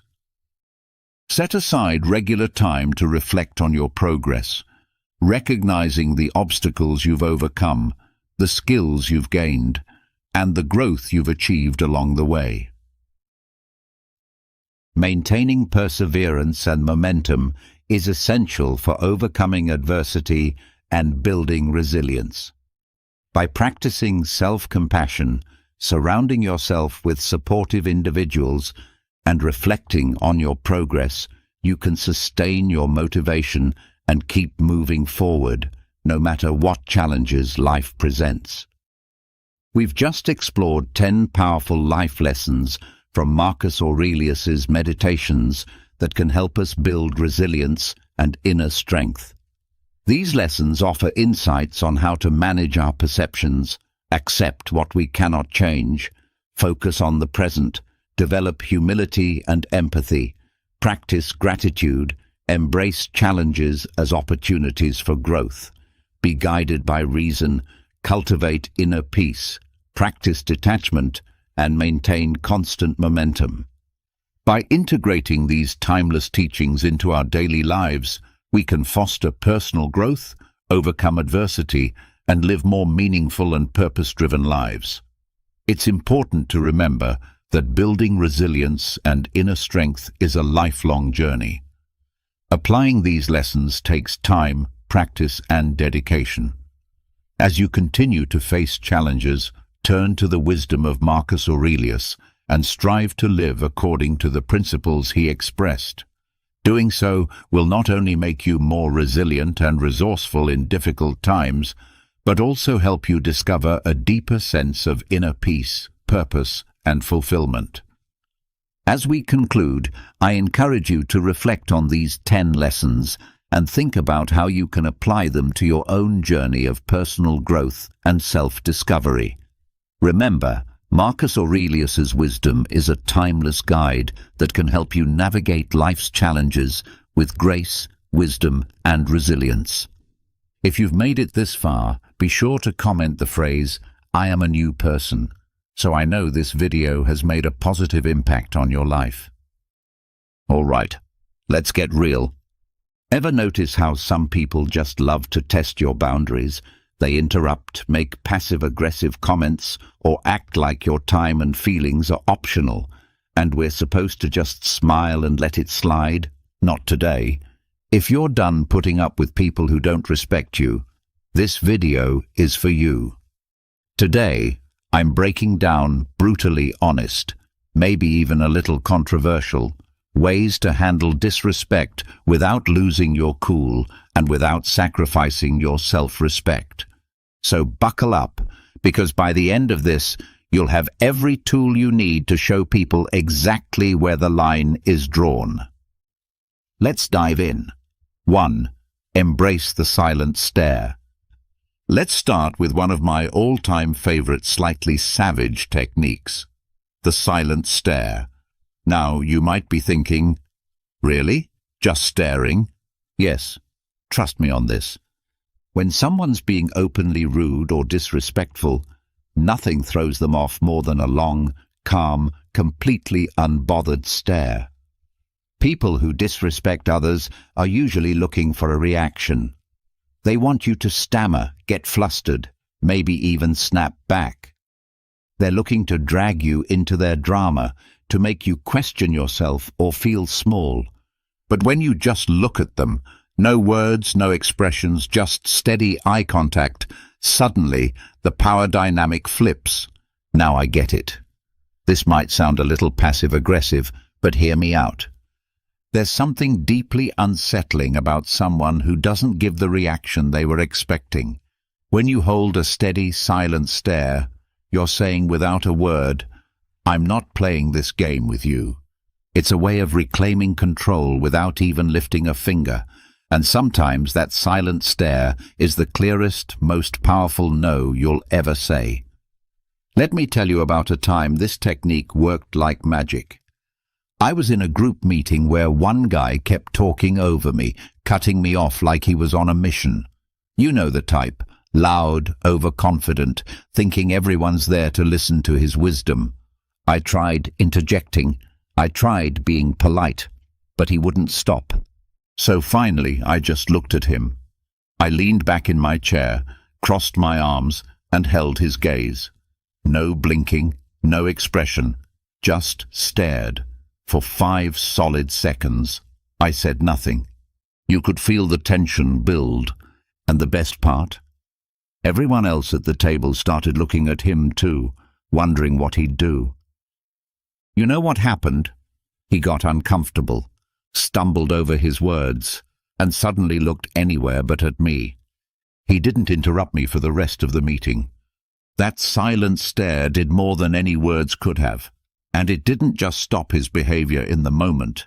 He actually started treating me with more respect after that, as if he'd finally realized I wasn't someone he could just bulldoze. Sometimes you have to show people who you are without saying a word. Let's dig a little deeper, because this is more than just a power move. When you embrace the silent stare, it's like a reminder, to them and to yourself, that you don't have to dance to someone else's tune. You don't owe anyone an emotional reaction, and you don't have to prove yourself to people who don't see your worth. This is about reclaiming your space, your peace, and your dignity. Too often, when someone is disrespectful, we feel an urge to defend ourselves, to make our case, or worse, to let it slide because we don't want to create a scene. But the silent stare, It's not about being aggressive. It's about showing that you're grounded, unbothered, and unapologetically in control of your own emotions. It's also about accountability. People who are used to disrespecting others often do it without even thinking. They've never been called out, never faced real consequences for treating others poorly. When you give them that silent, deadpan look, it's like you're holding up a mirror. Suddenly, they're left alone with their own behavior. You're not telling them they're wrong, you're showing them. And most people don't like to see themselves like that. That's why this works. I've noticed that the silent stare tactic does more than just get the other person to back off. It also strengthens your sense of self-worth. When you stand there silent and still, you're reminding yourself that their words or actions can't shake you. I used to be the type who'd nervously laugh off rude comments or try to explain myself when someone questioned my choices. But honestly, that just drained my energy and made me feel worse. Learning to just look at someone, to let that silence fill the room without backing down, was a game changer. It feels like a small act of defiance, a quiet but powerful declaration of self-respect. So if someone's being rude, pushing boundaries, or making you feel less than, try the silent stare. Just look at them. Let them feel the weight of your calm. You'll be surprised at how uncomfortable it makes them and how empowered it makes you feel. The silent stare says, "I respect myself too much to get dragged into your negativity," and that's a message worth sending. 2. Embrace silence as your answer. Here's a little secret weapon that's incredibly underrated. Silence. When someone disrespects you, one of the most powerful responses is no response at all.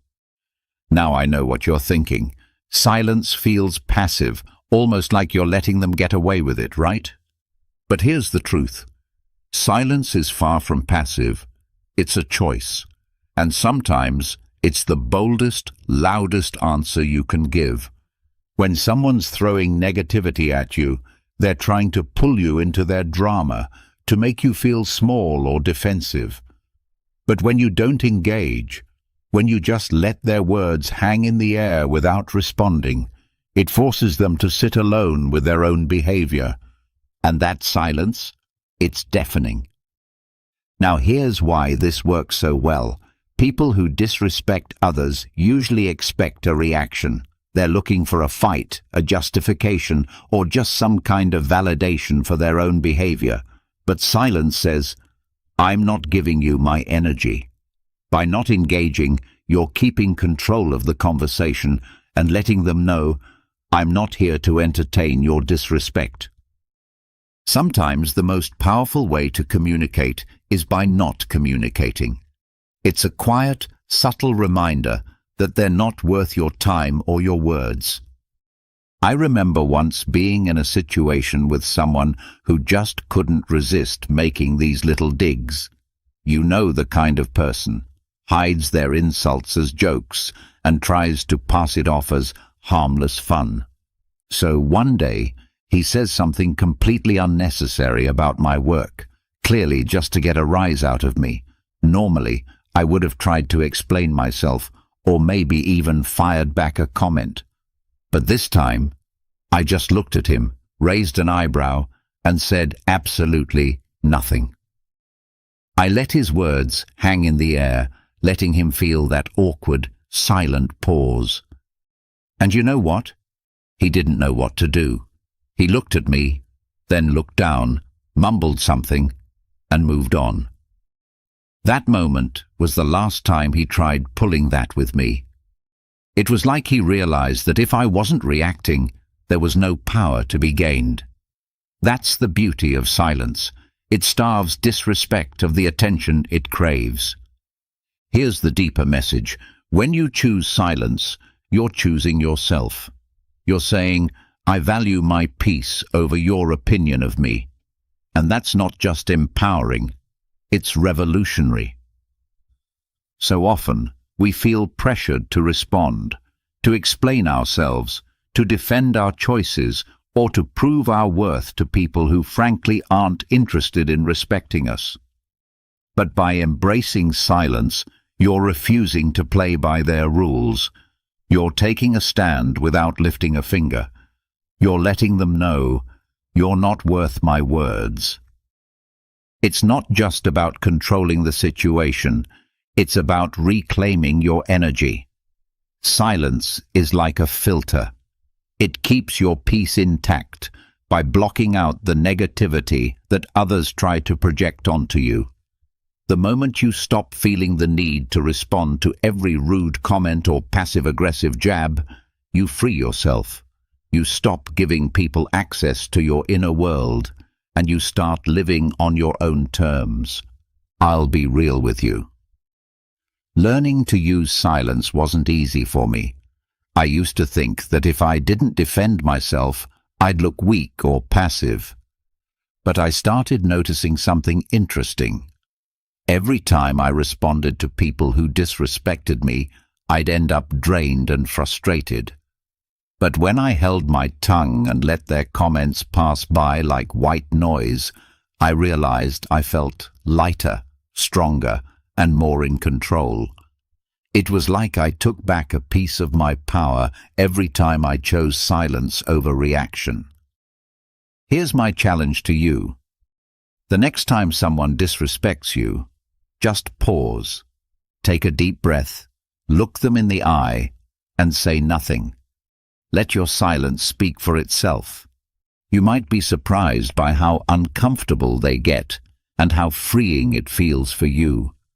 Embrace silence as your answer, because sometimes saying nothing is the most powerful statement of all. All right, this one's going to hit home for a lot of us. Stop explaining your choices. Seriously. How many times have you made a decision for yourself only for someone to immediately start asking, why? Why did you do that? Why didn't you go to that event? Why'd you take that job? People seem to think they're entitled to an explanation for everything we do. And here's the honest truth. They're not. Your choices are your own, and you don't owe anyone an explanation for how you live your life. It might sound controversial, but let's face it. If someone's questioning your choices, they're often not looking to understand. They're looking to judge. They're looking to poke holes, make you doubt yourself, or feel better about their own decisions by making you second-guess yours. You don't have to play along. When you stop explaining yourself, you reclaim your autonomy and show them that your life isn't up for debate. Let's dig a bit deeper into why people feel so entitled to an explanation in the first place. When people question your choices, it's often because your decision challenges their view of the world. Maybe you're taking a risk they're too scared to take, or maybe you're stepping out of the norm they find so comforting. Your independence or willingness to do things differently can make them uncomfortable, and asking you to explain is their way of trying to fit you back into their comfort zone. But here's the kicker. Just because they're uncomfortable doesn't mean you're responsible for reassuring them. Your life isn't a public service announcement. You don't have to justify your choices to anyone. I remember when I decided to switch careers, moving from a safe job to something I was actually passionate about. But that came with a lot more risk. The moment people found out, it was like I'd announced I was moving to Mars. I kept getting asked, why would you leave a stable job? And how are you going to make it work? At first I'd try to explain, talk about how I wanted something more fulfilling, about how I had a plan. But I quickly realized that no matter what I said, it never felt like enough. The more I explained, the more people questioned me, poking holes and making me feel like I needed to prove myself. Then one day, I decided to try something new. When someone asked, "But why would you leave that job?" I simply replied, "Because I wanted to." No extra details, No breakdown of my strategy, just a simple answer. And let me tell you, it felt amazing. The silence that followed was everything. People didn't know how to respond because I'd taken away their power to question my choices. And you know what? They eventually stopped asking. Here's the real beauty of not explaining yourself. It's freeing. It's you standing in your own truth, knowing that your decisions are enough simply because you've made them. When you stop justifying your actions, you give yourself permission to live authentically, without the weight of other people's expectations. You stop wasting your energy on explanations, and you start pouring it into actually living the life you want. There's a powerful lesson here. Your life doesn't need an audience vote. Not every decision has to be analyzed or approved by others. When you stop explaining yourself, you're letting people know, I'm confident enough in my choices that I don't need your approval. Think about it. When was the last time you saw a truly confident person breaking down their decisions for others? Probably never. Because people who own their lives don't need external validation. They know that the only approval that matters is their own. Look, I've been there. I used to be the person who'd give a full PowerPoint presentation on why I was doing something just to get people on board. But over time, I realized that explaining myself to everyone was only making me second-guess my choices. So I made a pact with myself. If someone asks me about a decision, I'll answer briefly, maybe give a sentence or two. If they push for more, I smile and move on. And you know what? Life got a lot lighter. The more I stopped explaining, the more confident I became in my own decisions. So here's my challenge to you. The next time someone questions your choices, resist the urge to explain. Just say, because I wanted to, or that's what felt right for me. Then let the silence speak. Watch how powerful that simple statement is. You'll feel stronger, more in control, and more at peace with yourself. And the best part, you'll realize that your choices don't need anyone else's stamp of approval. They're valid simply because you made them.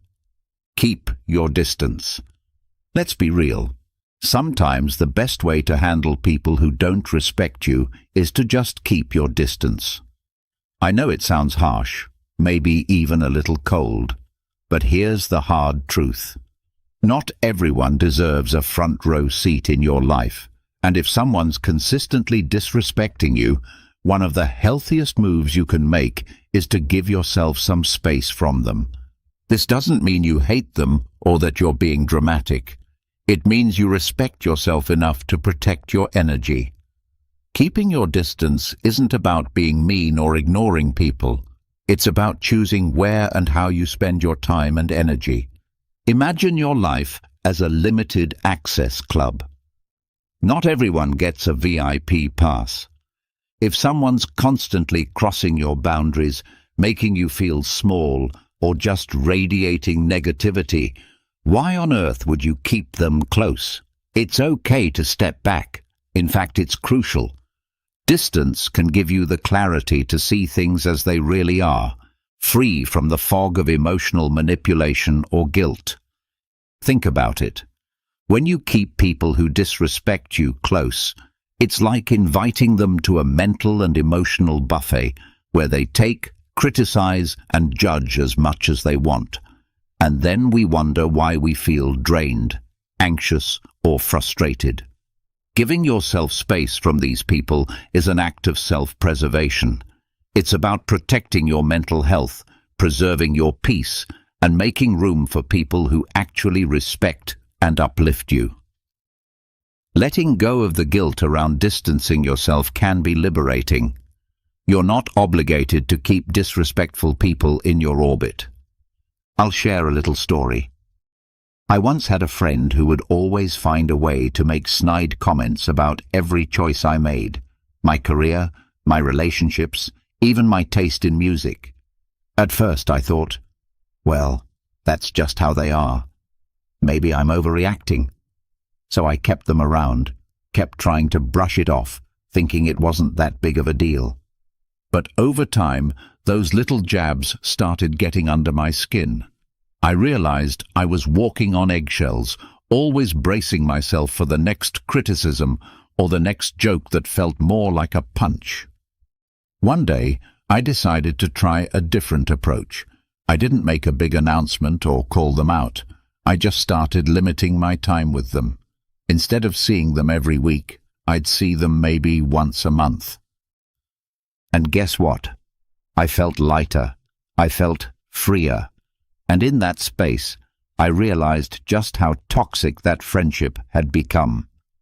Distancing myself gave me the mental clarity to see that I deserved better friends. Friends who would build me up instead of tearing me down. Here's the thing. Some people are going to tell you that keeping your distance is selfish. They'll say, but they're family, or you've been friends for years. It can feel uncomfortable, maybe even a little taboo, to admit that someone you know well just isn't good for you. Society tells us to be loyal, forgiving, and nice, but at what cost? Here's a little secret. Protecting your peace isn't selfish, it's necessary. You're not here to be anyone's emotional punching bag or their constant source of validation. Sometimes the best way to show someone you've had enough is by simply stepping back. Here's where it gets deep. Keeping your distance is a powerful reminder that you are your own priority. You don't have to play the role someone else has assigned to you. You don't owe anyone access to your mind, your time, or your emotions. When you put a little space between yourself and disrespectful people, you're making a statement. Your well-being comes first, and that's not just self-care, it's self-respect. Distance also gives you the chance to focus on the relationships that matter, the ones that genuinely uplift you. Think about it. The more time you spend around people who respect you, the more confident and fulfilled you feel. The less time you spend around those who tear you down, the less room they have to impact your thoughts, your mood, and your life. I used to feel so guilty about distancing myself from people, even if they weren't treating me well. I'd think, what if they think I don't care? Or maybe I'm overreacting. But over time, I learned that distancing myself wasn't just about removing negativity, it was about creating space for growth. When I started giving myself permission to distance from disrespectful people, I felt a new kind of freedom. I had more energy, more peace, and a clearer vision of who I wanted in my life.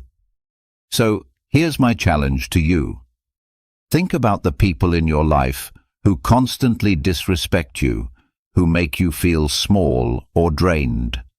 Then ask yourself, do they really deserve this much access to me? Hold your head high. All right, let's talk about an old-school classic that never goes out of style. Holding your head high. Now, I know this might sound like generic advice, but trust me, this one is pure gold when dealing with people who don't respect you. Here's the thing. When someone is disrespectful, they're banking on making you feel small. They want you to doubt yourself, to lower your eyes, to shrink into yourself. But when you stand tall and hold your head high, you're saying, without a word, I know exactly who I am, and nothing you say or do will make me feel less. Here's what's powerful about this. Confidence makes people uncomfortable, especially people who disrespect others. Why? Because they rely on the idea that their words or actions have the power to influence you, to control you in some way. When you refuse to let their disrespect touch you, when you literally stand taller and hold your head up high, you're showing them that they don't have the power to bring you down. You're unbreakable, and people who thrive on disrespect don't know what to do with that. It throws them off balance. It makes them question their power, not yours. I remember being in a situation with someone who just couldn't resist throwing little insults my way every time we met. You know the type. Always a smirk, always a joke that feels more like an attack. I used to try and brush it off, but honestly, it got to me.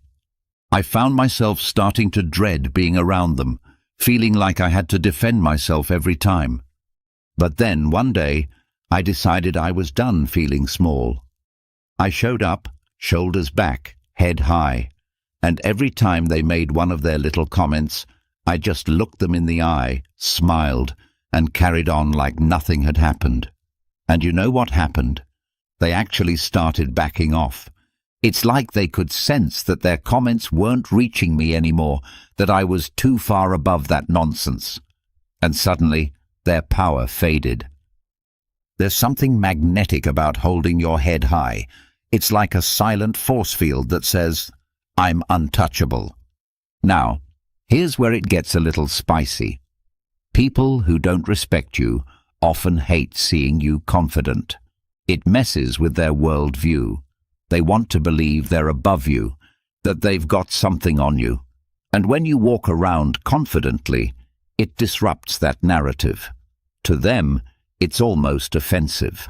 Society doesn't always know what to do with people who are unapologetically sure of themselves, especially when they refuse to let others' negativity define them. And let's be real, that can make you a bit of a target. But here's the thing, holding your head high isn't about them, it's about you. It's about living as if you're fully aware of your worth, as if you've got nothing to prove. That can feel like a radical act of self-respect. When you hold your head high, you're making a statement about your self-worth. You're declaring that, no matter what, you see yourself as valuable, deserving of respect, and inherently enough. Here's the deeper message. Self-worth isn't something you earn from others. It's something you claim for yourself. No matter what others think or say, you walk through life as if you already have everything you need within you. And guess what? You do. Holding your head high is a constant reminder that you're the main character in your own story. No one else's opinion has the right to make you feel less. The beauty of it? The more you practice this, the less others' disrespect will even register. You'll be too busy living in your own lane, too secure in who you are, to be bothered by anyone else's attempts to knock you down. This didn't come naturally to me. I used to be the person who'd slouch, avoid eye contact, and shrink when people were critical or dismissive. It felt safer to disappear. But over time I noticed that every time I held my head high, every time I refused to let someone's negativity seep into my spirit, I felt stronger. It was like I was reminding myself over and over that I didn't need anyone's approval to feel worthy. I could simply stand tall in who I was. Holding your head high isn't just about physical posture, it's about mental posture too. Walk into every room like you belong there. Don't shrink yourself to fit someone else's idea of who you should be. If someone makes a snarky comment, let it roll off you. They're not seeing the real you, they're projecting their own insecurities. So why let it bother you? Here's my challenge to you. Next time you feel disrespected, whether it's a subtle dig or a full-on insult, don't react. Instead, take a deep breath, pull your shoulders back, and keep your head high. Look them straight in the eye, as if to say, I see you, but I'm above this. You'll feel a rush of confidence, a sense of peace that comes from knowing their words hold no power over you. Holding your head high is more than just good posture. It's a powerful, silent statement of your self-respect. It says, I know who I am, I value who I am, and nothing you say can change that. Because at the end of the day, respect starts with you. The more you respect yourself, the less room there is for anyone else's disrespect to stick. Stand tall, own your worth, and remember, you're worth every bit of that confidence. Life's too short to spend it bending over backwards for people who can't see your value. You don't need anyone's permission to stand tall, protect your peace, and live life on your terms. People will try to bring you down, test your boundaries, and question your choices. That's just the world we live in. But here's the thing. You get to decide what energy you let in. You set the standard for how you're treated. The best part? The more you focus on your self-respect, the more you'll attract people who see your worth, who uplift you instead of dragging you down. It all starts with you owning your power and letting the rest fall into place.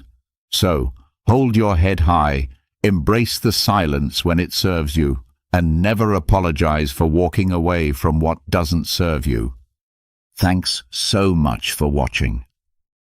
If you got something out of this, give it a thumbs up and maybe even hit subscribe for more content on owning your life and building the confidence to thrive. Share this with someone who needs a reminder to stand tall. And hey, drop a comment below if you've got a story about handling disrespect or setting boundaries. I'd love to hear it. Until next time, take care, stay strong, and remember, respect starts with you. Have you ever been in a heated argument, feeling like you're about to explode? We've all been there, whether it's a disagreement in the office, a fight with a loved one, or a heated debate online. But what if I told you there was a way to navigate conflict without using fists, figuratively or literally? The ancient Stoics, masters of emotional control and reason, have incredible strategies for facing your enemy with grace and poise. In this video, you'll discover 13 Stoic-inspired techniques to tackle conflict head-on, drawn from the wisdom of great thinkers like Seneca, Epictetus, and Marcus Aurelius. Trust me, these methods may require more patience and effort than throwing punches, but the rewards, inner peace, long-lasting solutions, and potentially transformed relationships are well worth the effort. So, are you ready to learn how to navigate conflict like a true Stoic? Remember to hit the subscribe button and the notification bell so you can see all of the videos on facing life's challenges with the timeless wisdom of Stoicism. Remember, your most significant victory lies not in external battles, but in mastering your mind and heart. Number 1. Delve into the depths of your adversary. Say you are at the edge of a furious river, the rapids foaming and churning with rage. A prudent Stoic would stop before diving in, his eyes focused on the invisible depths below rather than the churning surface. Entering your opponent's mind is the crux of the first Stoic tactic. To put it metaphorically, the intensity of the situation makes it tempting to act quickly. However, proper comprehension requires putting aside judgment and looking above the apparent surface of the issue. As Epictetus reminds us when he says, "It is not the event itself that troubles us, but our view of it." Here's how to start this examination of Stoicism, the benefits of releasing. Step away from the present, inhale deeply, mentally pan out, and examine the circumstances with dispassionate interest. Put yourself as a fly on the wall and observe the exchange objectively. This emotional separation enables more in-depth observation and more logical reasoning. Investigate their why. Pose sincere queries rather than coming up with counter-arguments. Concentrate on learning the why underlying their statements and behaviors. What drives them? What worries them? And what do they want? What life events have influenced their viewpoint? Important insights can be gleaned by asking open-ended questions such as, "What brought you to this point?" or "What are your underlying concerns?" Examine through their lens, not agreement, but empathy. Try to put yourself in their position to comprehend their perspective, not to support their behavior. How might they perceive the circumstances? What principles and convictions motivate them? This activity aims to develop empathy, discover possible points of agreement, and experience the world through their eyes. Rather than agreeing with them, look for the secret river. Examine what's beneath the surface. Conflict frequently results from deeper problems like unfulfilled desires, fears, or injuries from the past. Consider looking past the current argument and pinpointing the underlying issues causing the conflict. What wants needs to be fulfilled? Which fears are surfacing? Recall that this is a search for understanding rather than approving their behavior. Your objective is to comprehend the layers of experience and perspective that influence the actions of your opponent. Just like a geologist studies the layers of rock to understand the terrain, you can find undiscovered common ground by practicing this Stoic depth-seeking technique. And you might also learn important things about yourself and your responses. The once raging river will become a calmer stream, with understanding and potential resolution engraved in its stones. Number 2. Choose your battles wisely. Disagreements abound in life, ranging from political arguments to arguments in parking lots. However, as the Stoics tell us, only some stones in the path require our whole focus. Getting involved in every dispute, no matter how minor, can wear us out emotionally. Thus, the second Stoic tactic urges us to pick our battles carefully. Picture yourself in front of a vast battleground. Every argument and point of contention has the potential to become a conflict. A prudent Stoic would pause, evaluating each terrain carefully before leaping into the fight. Is the battle worth it? In this skirmish, will it affect my health or the essential things to me? The following tenets of Stoic philosophy will assist you in selecting your battles. The Seneca test. Pause and consider. Consider Seneca's wise words. The greatest remedy for anger is delay. Remind yourself of the importance of pausing. Take a moment to calm down before responding automatically. Take a step back and evaluate the circumstances objectively. It's common for the heat of the moment to warp our perception, making prudent decisions challenging. Is the Epictetus inquiry still important? Consider the following crucial question for yourself. Is it not the event itself that stresses us, but our view of it? Epictetus said. Is there a genuine impact this debate is having on your morals, well-being, or something important in your life? Or is it just a tiny irritation, a stone in the road, instead of a mountain to be conquered? By concentrating your efforts on genuinely significant matters, you can address them with greater effectiveness and focus. The Marcus Aurelius principle. Quiet can be beneficial at times. Acknowledge the power of letting go. Not deciding at all is often the best course of action. According to Marcus Aurelius, it is often enough to hold your tongue and let things pass. Simply ignoring small slights or deciding against getting into pointless arguments can be incredibly self-controlling ways to maintain your inner calm. The cost-benefit analysis of Stoicism. Analyze the advantages and disadvantages. Every conflict has a price regarding mental effort and possible outcomes.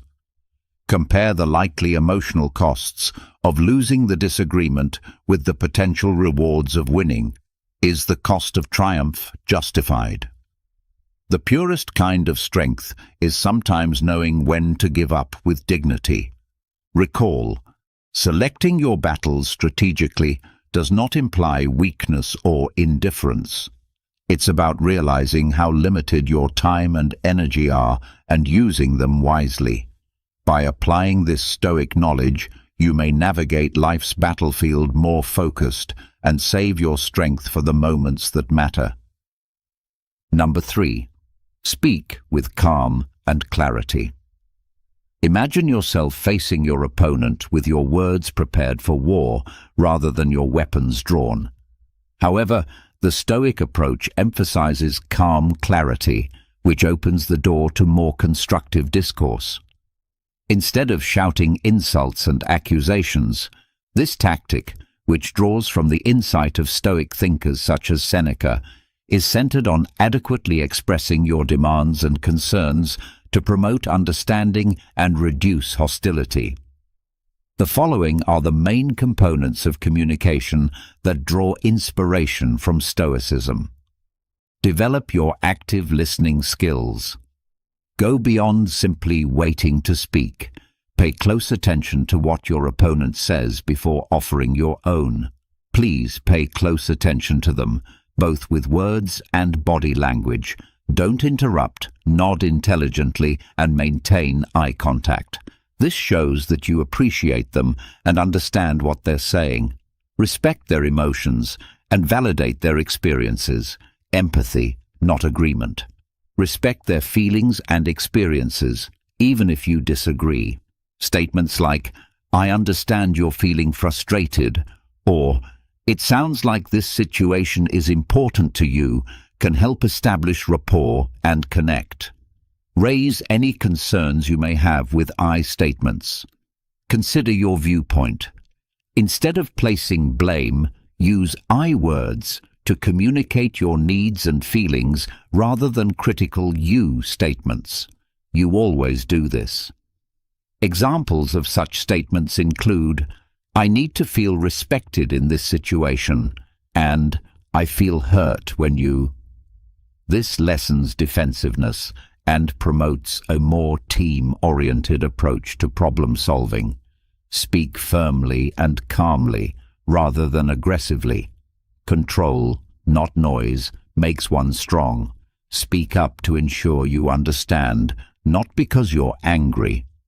Maintain a composed tone while speaking with strength and assurance. Steer clear of insults and personal assaults. They will only make the issue worse.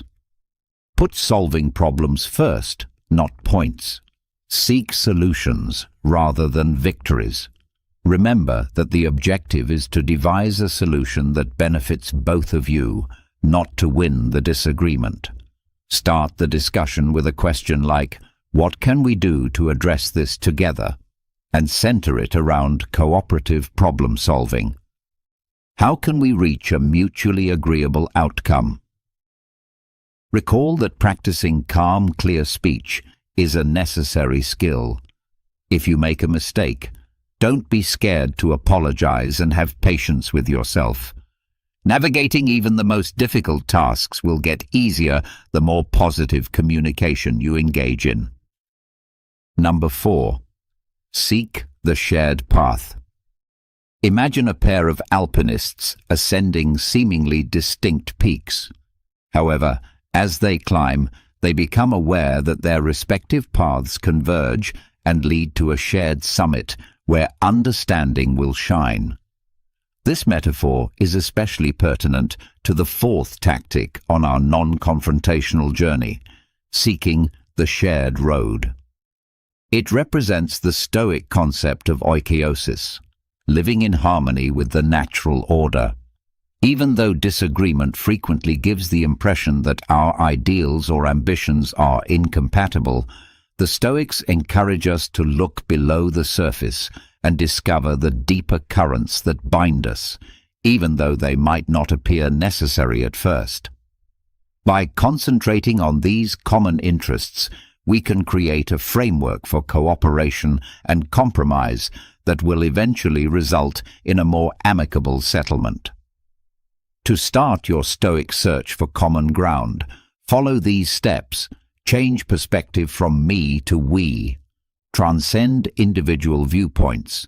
Recast the disagreement as a cooperative effort toward a common objective rather than a you versus me situation. Consider this. What do we both ultimately want? This change in viewpoint allows for possible points of agreement, even if they are not immediately apparent. Look for the necessities below. Look below the surface. Conflicting wants are frequently the result of underlying, unfulfilled needs. Examine the needs each of you is attempting to satisfy through this conflict. It could be a need for safety, honor, or approval. Recognizing these everyday needs can foster empathy and make discovering solutions that care for them more accessible. Discover shared ideas. Our values guide our actions. Look behind the particular problem at hand and investigate the core principles that everyone possesses. Do you both appreciate honesty, justice, or decency? Shared values can act as a moral compass, pointing you toward decisions consistent with your beliefs. Begin small, gain speed. Appreciate small victories. Don't count on reaching a consensus right away on everything. Instead, concentrate on finding tiny points of agreement, regardless of how trivial they appear. These early agreements can foster confidence and momentum, making taking on more challenging problems simpler. Recall that life is a journey rather than a destination. The key is patience. It can take time to find common ground, so be patient and understanding. Recognize accomplishments, accept failures, and remember that every step toward cooperation is a step away from confrontation. You set off on a path beyond simple solutions using this Stoic technique. By seeing the connections between your experiences and laying the groundwork for a more peaceful future, you look for a standard route. Remember that those who ascend together, guided by the light of shared ideals and interests, will reach the height of understanding. Number 5. Appeal to their inner values. Imagine yourself before a massive oak tree, its roots firmly entwined with the soil. It will take more than just raw force to move the oak. On the other hand, a prudent Stoic would be aware of the influence of the elements, such as wind and water, which might subtly nudge something toward its ideals by whispering in its ear. This metaphor exemplifies the Stoic tactic of appealing to inner ideals, a potent instrument for skillfully and peacefully resolving disputes. We direct our attention to the rich soil of their values and ideas rather than taking direct aim at their persona. Understanding and respecting their inner compass can produce solutions consistent with their fundamental beliefs. This will eventually result in more sincere buy-in and long-lasting agreements. To start your Stoic journey towards value-driven persuasion, follow these steps. Expose the value landscape. Develop into a valuable archaeologist by conducting research before formulating your case. What principles do they adhere to? What values direct their behavior? Keep an eye on what they say and do, and note what they affirm, deny, and laud. This facilitates creating a map of their valuescape. By pointing out possible connections, close the value divide. Identify the common theme. Avoid assuming their values are completely at odds with yours. Seek out common ideals, even if they don't seem to fit the circumstances at hand. You both appreciate duty, honesty, and fairness. Finding these common values acts as a link, enabling you to present your case in a way that appeals to them. Talk in their vocabulary. After you clearly understand their values, adjust your message to fit them, rather than trying to trick them. Talk in a way that expresses their interests and worries. This is telling your values in a way that is consistent with theirs, creating a sense of common ground, rather than compromising your own. Don't just tell, show. Since deeds speak louder than words, show them how your solution embodies their beliefs rather than merely explaining them. Give specific instances, anecdotes, or previous deeds demonstrating how your strategy embodies the essential principles. This strengthens and humanizes your case. Recall that respect is essential. Seek comprehension rather than dominance. Always be respectful and understanding during this process. Recall that your objective is to assist them in finding a solution that addresses your concerns and aligns with their values, rather than to control or exert dominance over them. Using this Stoic technique, you become a competent navigator instead of a warrior brandishing words, leading your adversary to a place they can genuinely believe in. Recall that fundamental transformation arises from resonance with the values that sculpt an individual's identity rather than from coercion. This strategy develops mutual respect and understanding, and in the end, opens the door to advantageous solutions for all parties. Number 6. Using humor wisely in conflict resolution. Imagine yourself walking a tightrope that is stretched over a gaping hole. A mistake can send you into the depths of offense, yet humor can help you stay upright, like a balancing pole. Using humor to resolve conflict is the essence of the 6th Stoic technique, encapsulated in this nuanced metaphor. There is no denying that laughter can reduce tension and foster a more open atmosphere for discussion. A well-timed joke or playful decorum can serve as a pressure release valve, allowing understanding to flourish and letting go of pent-up frustration. The Stoic philosopher Seneca says, "A joke is a fragile thing, and a jest may turn into an insult." We must use comedy with deliberate caution to fully realize its possibilities. Here are some guidelines to help you smoothly navigate the comedic tightrope. Recognize your audience. Only some find the same things funny, so consider your opponent's humor style and personality before you crack a joke. What amuses them? In their opinion, which subjects could be delicate? Be cautious and err on the side of caution while making jokes, because something that plays well with one person may offend another. Seek out silent joy, not horniness. Laughing at, not with. Creating a shared sense of humor is the aim, not using jokes as a tool to make fun of or denigrate your opponent. Humor that belittles oneself is frequently a safer bet, since it demonstrates humility and a readiness to own up to mistakes. The timing is crucial. After reading the room, reread it. Humor can have disastrous results when misused.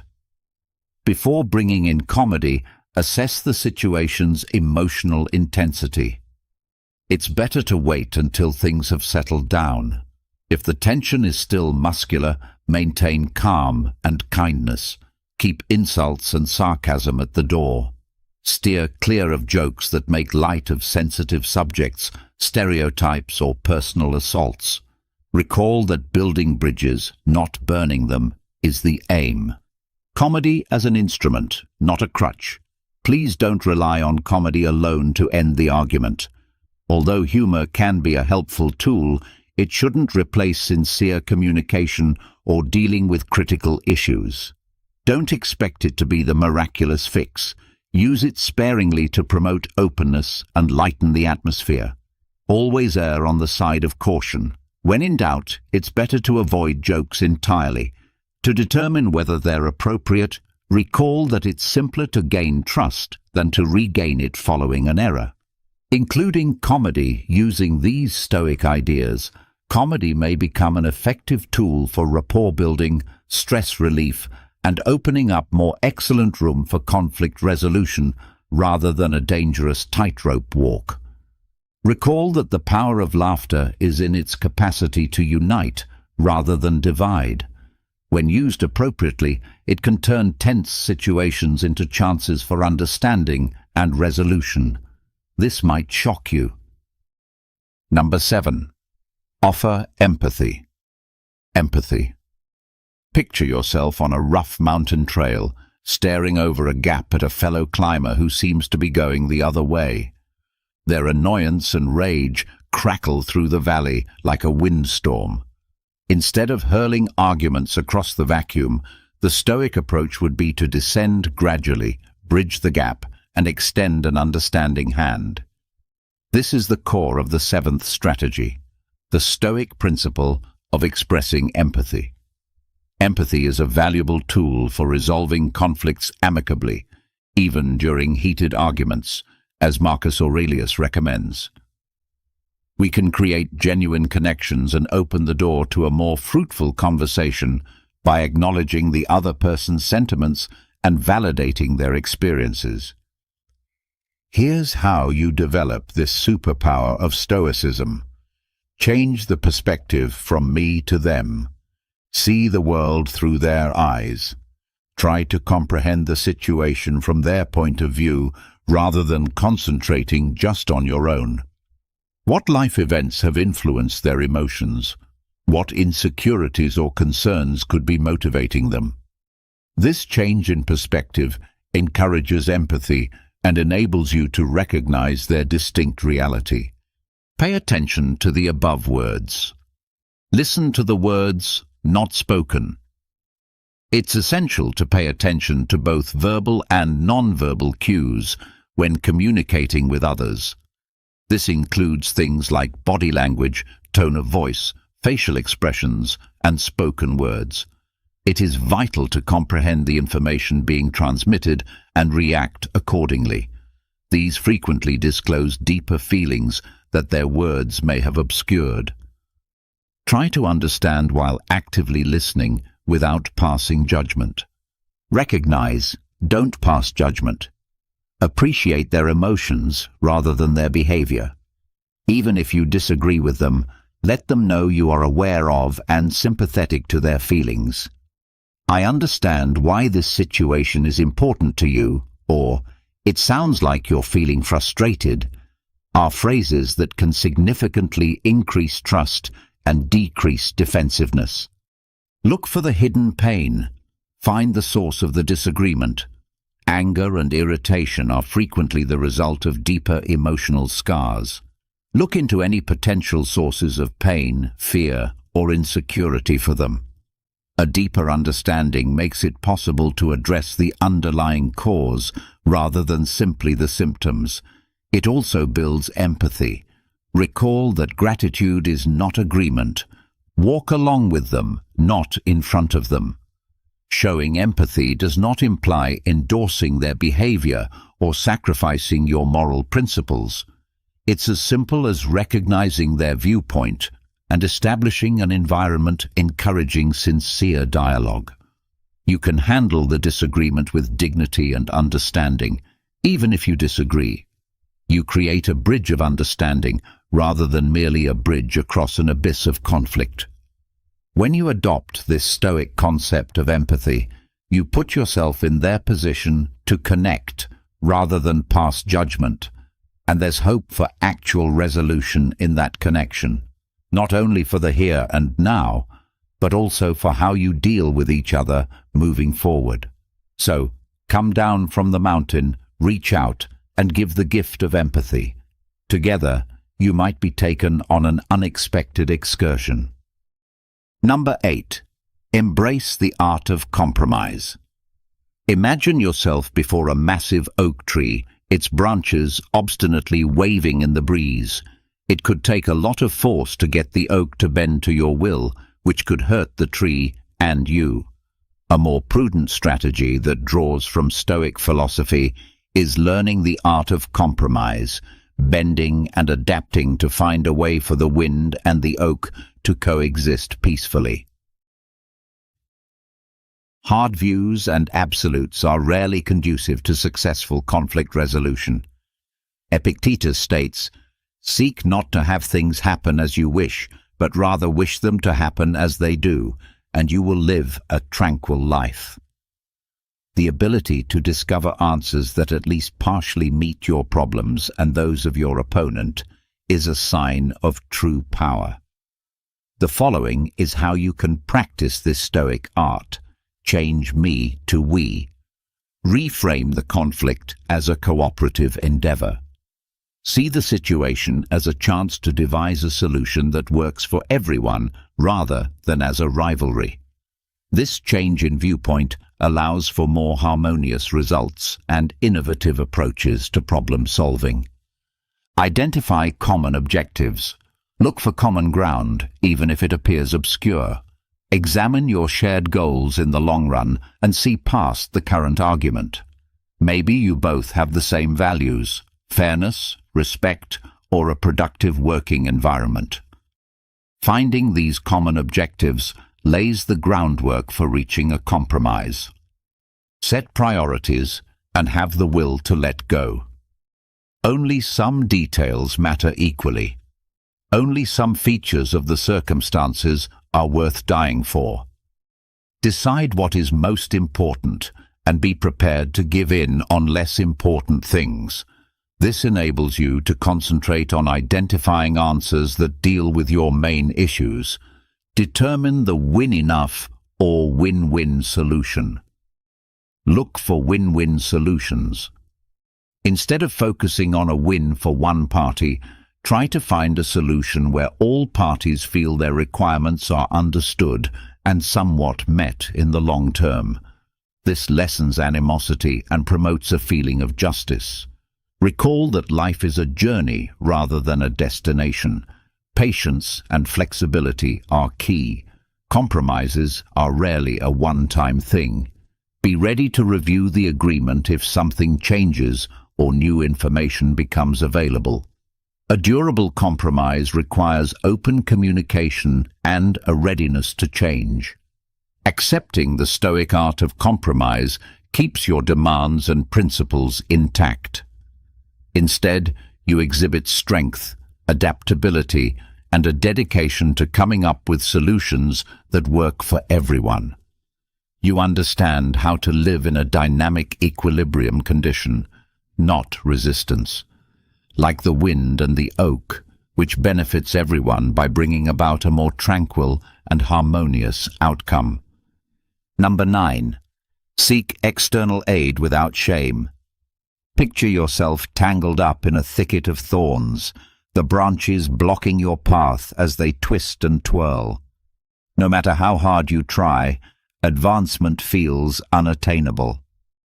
This aggravation frequently resembles the sense of being trapped in a dispute where communication breaks down and a settlement seems impossible. However, the Stoics remind us that we are not alone, even in these situations. The 9th tactic strongly emphasizes asking for outside assistance as evidence of our dedication to forging a positive course of action rather than as a show of weakness. A mediator or counselor, for example, can serve as an impartial third party to help navigate the complex maze of conflict. Just as a Stoic philosopher leads their students toward knowledge, they can offer a controlled environment for discussion, guaranteeing that each side is heard and valued. Their knowledge can be helpful in breaking through the confusing communication, eliminating the emotional undergrowth.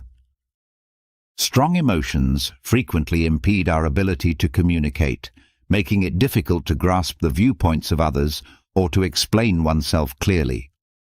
By helping to untangle these emotional knots, an impartial third person can foster a more relaxed and productive conversational atmosphere, overcoming the divide and creating a bridge of understanding. Counselors and mediators are educated to recognize and help parties in conflict close their knowledge gaps. They can promote empathy and lessen defensiveness by assisting each party in seeing things from the viewpoint of the other, encouraging fruitful conversations and leading the discussion toward resolution. Competent facilitators can guide the discussion toward constructive problem-solving, guaranteeing that all sides can voice their concerns and cooperate to find answers. Offer resources and methods, getting you ready for the journey. Many counselors and mediators have received specialized training in conflict resolution and communication methods. In the long run, they can help you build stronger relationships by providing you with the skills and techniques you need to handle conflicts in the future. Recall that asking for help is a strength, not a sign of weakness, but of wisdom. According to Stoic philosophy, asking for assistance is a display of wisdom rather than weakness. It shows that you are dedicated to developing a solution that works for everyone and are prepared to invest in your development and the partnership's success. By enlisting outside assistance, you can benefit from the knowledge and expertise of others, allowing you and your opponent to successfully negotiate the complex maze of disputes and arrive at a peaceful and constructive conclusion. Recall that occasionally receiving assistance can brighten the way ahead and remind you that you are not alone, even in the most trying circumstances. Number 10. Forgiveness. Imagine yourself fastened to a massive rock, its mass pulling you downward while its jagged edges pierce your flesh. This weight, which keeps you stuck in the past and makes it difficult for you to go on, is the weight of resentment and unforgiveness.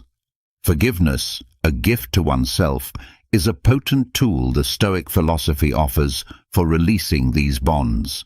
Neither the past nor the other person's behavior is justified by forgiveness. We are reminded by Seneca that he who is revengeful lives with a wound always open. Instead, forgiveness is a deliberate decision to let go of the hurt feelings that keep you stuck so you can go on with more clarity and peace of mind. Here's how to start this self-liberating Stoic journey. Turn the attention from them to you. Acknowledge the effect on your health. More harm results from holding on to anger and resentment than from the other person. It drains your vitality, impairs your judgment, and makes it more difficult for you to be happy and at peace. You can take back control of your mental condition and put your well-being first when you choose forgiveness. Recognize the influence of perspective. Examine the circumstances more broadly. Forgiveness occasionally necessitates comprehending the background and intentions of the other person. This is admitting their shortcomings and vulnerabilities rather than justifying their actions. This change of viewpoint might increase empathy and lessen the situation's emotional impact. Let go, but remember, let go of the past, not the memories. Being forgiven does not include forgetting the past. Instead, it entails letting go of the bad feelings connected to it. Recall the lessons you've learned, but let go of the things weighing you down, like resentment and hatred. Engage in active forgiveness. Remember that forgiveness is a continuous process. Please make an effort to extend it. It's a journey that needs constant dedication. You can practice active forgiveness by consciously letting go of unfavorable feelings and thoughts whenever they surface. Techniques like journaling, mindfulness, and meditation can be helpful tools in this process. Keep in mind that forgiveness is yours, a present for you, not for them. Forgiveness is ultimately a gift you give to yourself. It frees you from the bonds of negativity and gives you more joy, calm, and emotional flexibility. Forgive yourself rather than wait for the other person to earn it. Accepting spiritual forgiveness allows you to change your present and create space for a better future. Rather than erase the past, you choose to walk the road of peace and self-compassion, releasing yourself from the bonds of bitterness and anger. Recall that showing forgiveness demonstrates your strength and dedication to your well-being, not weakness. Thus, exhale deeply, let go of the weight, and advance into a future offering more independence and inner serenity. Number 11. Growth from the ashes of conflict. Think of a phoenix that has undergone conflict and grown stronger and wiser.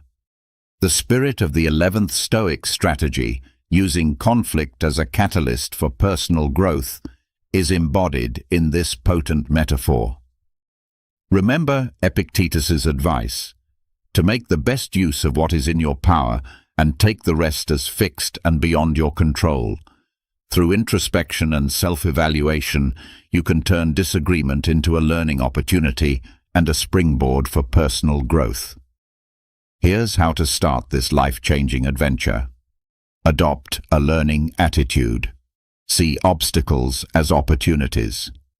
Change your mindset from perceiving conflict as a bad thing to perceiving it as an opportunity to develop and learn. Be open to analyzing your actions and inadequacies and approach the situation with an open mind. Make your excavation. Identify the underlying causes. Give careful thought to how you fit into the conflict. What made you react the way you did? Which principles or convictions was the situation at odds with? Which feelings became dominant, and how did they affect your actions? Sincerity is crucial in understanding your habits and triggers, so consider these questions carefully. Determine doable domains from contemplation to implementation. Don't let reflection get you down. Convert your observations into actionable suggestions for enhancement. Did you need help communicating effectively? Think about honing your active listening techniques. Were your feelings too strong? Investigate mindfulness practices to improve emotional control. Seek guidance and criticism. Learning from reliable mentors. Look for a loyal friend, therapist, or mentor who can encourage your personal development and provide unbiased input. Talking to a third party about your experiences and observations might help you see things differently and promote responsibility. Recall that growth is a procedure. The key is patience.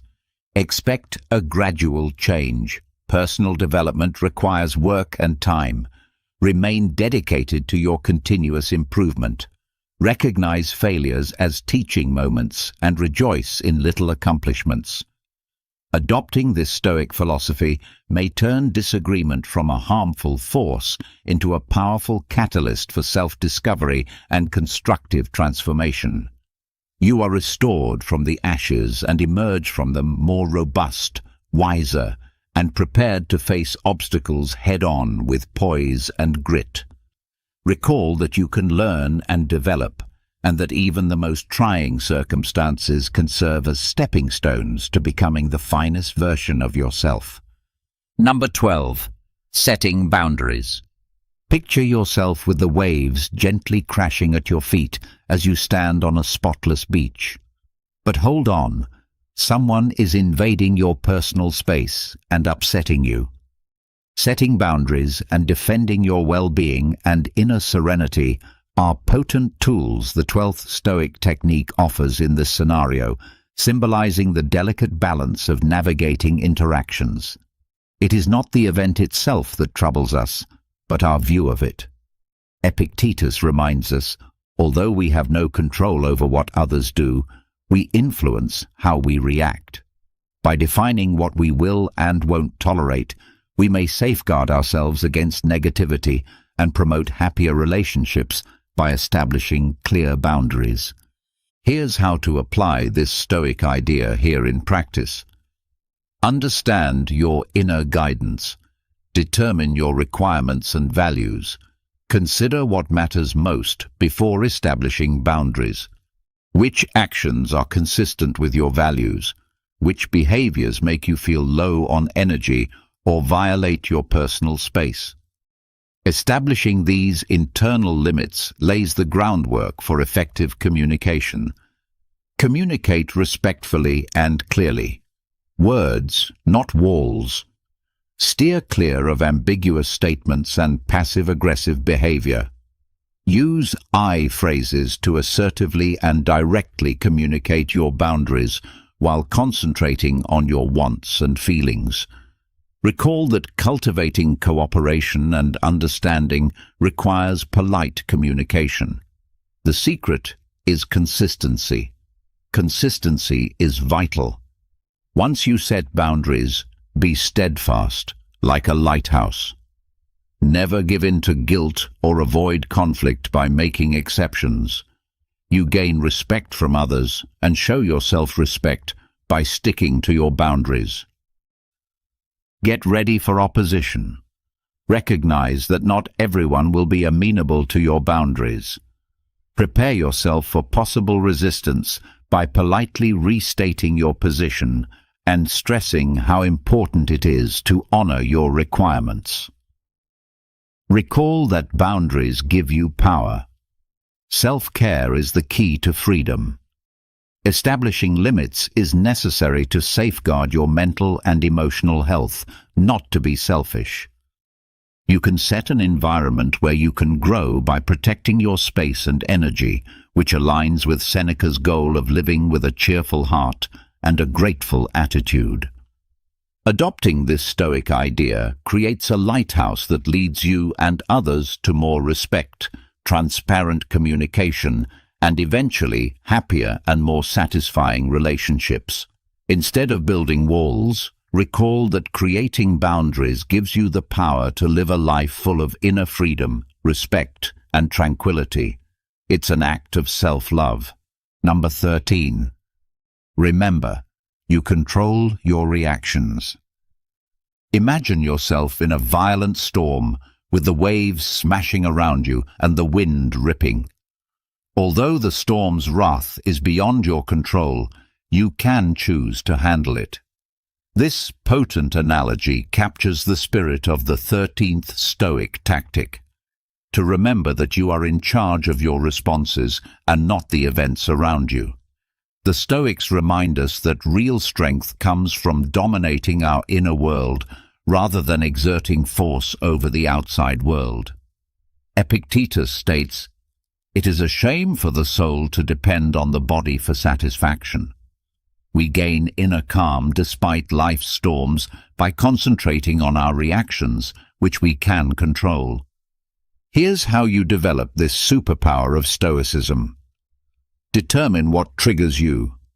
Recognize your emotional terrain. Think briefly about the circumstances or activities that usually make you feel bad. Are there some phrases, people, or situations that get under your skin? The first step in controlling these triggers is acknowledging them. Take a moment to breathe. Make room between the stimulus and the response. Decide to wait before acting on impulse. Inhale deeply and give yourself space to observe and evaluate the circumstances quietly.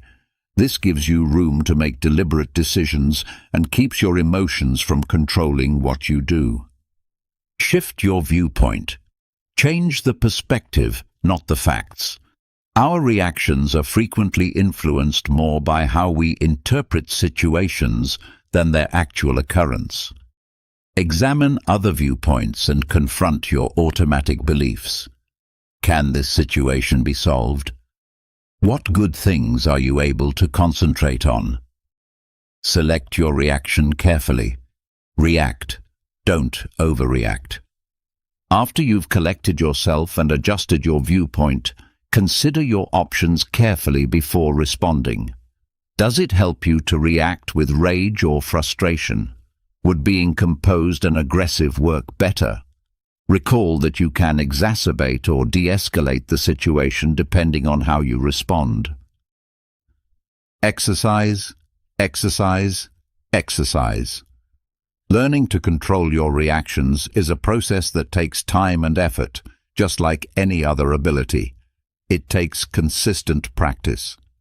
By experimenting with varied responses in challenging situations, you can progressively increase your emotional resilience and self-control. You do not become docile when you adopt this Stoic idea. You gain strength. You learn to ride out life's storms with courage and grace, discovering inner peace in conquering your reactions rather than trying to dominate the outside world. Recall that peaceful power over your thoughts and feelings is the genuine test of strength, not control from without. Thus, maintain your composure under pressure, make intelligent decisions, and face life's storms with the steadfast poise of a Stoic sage.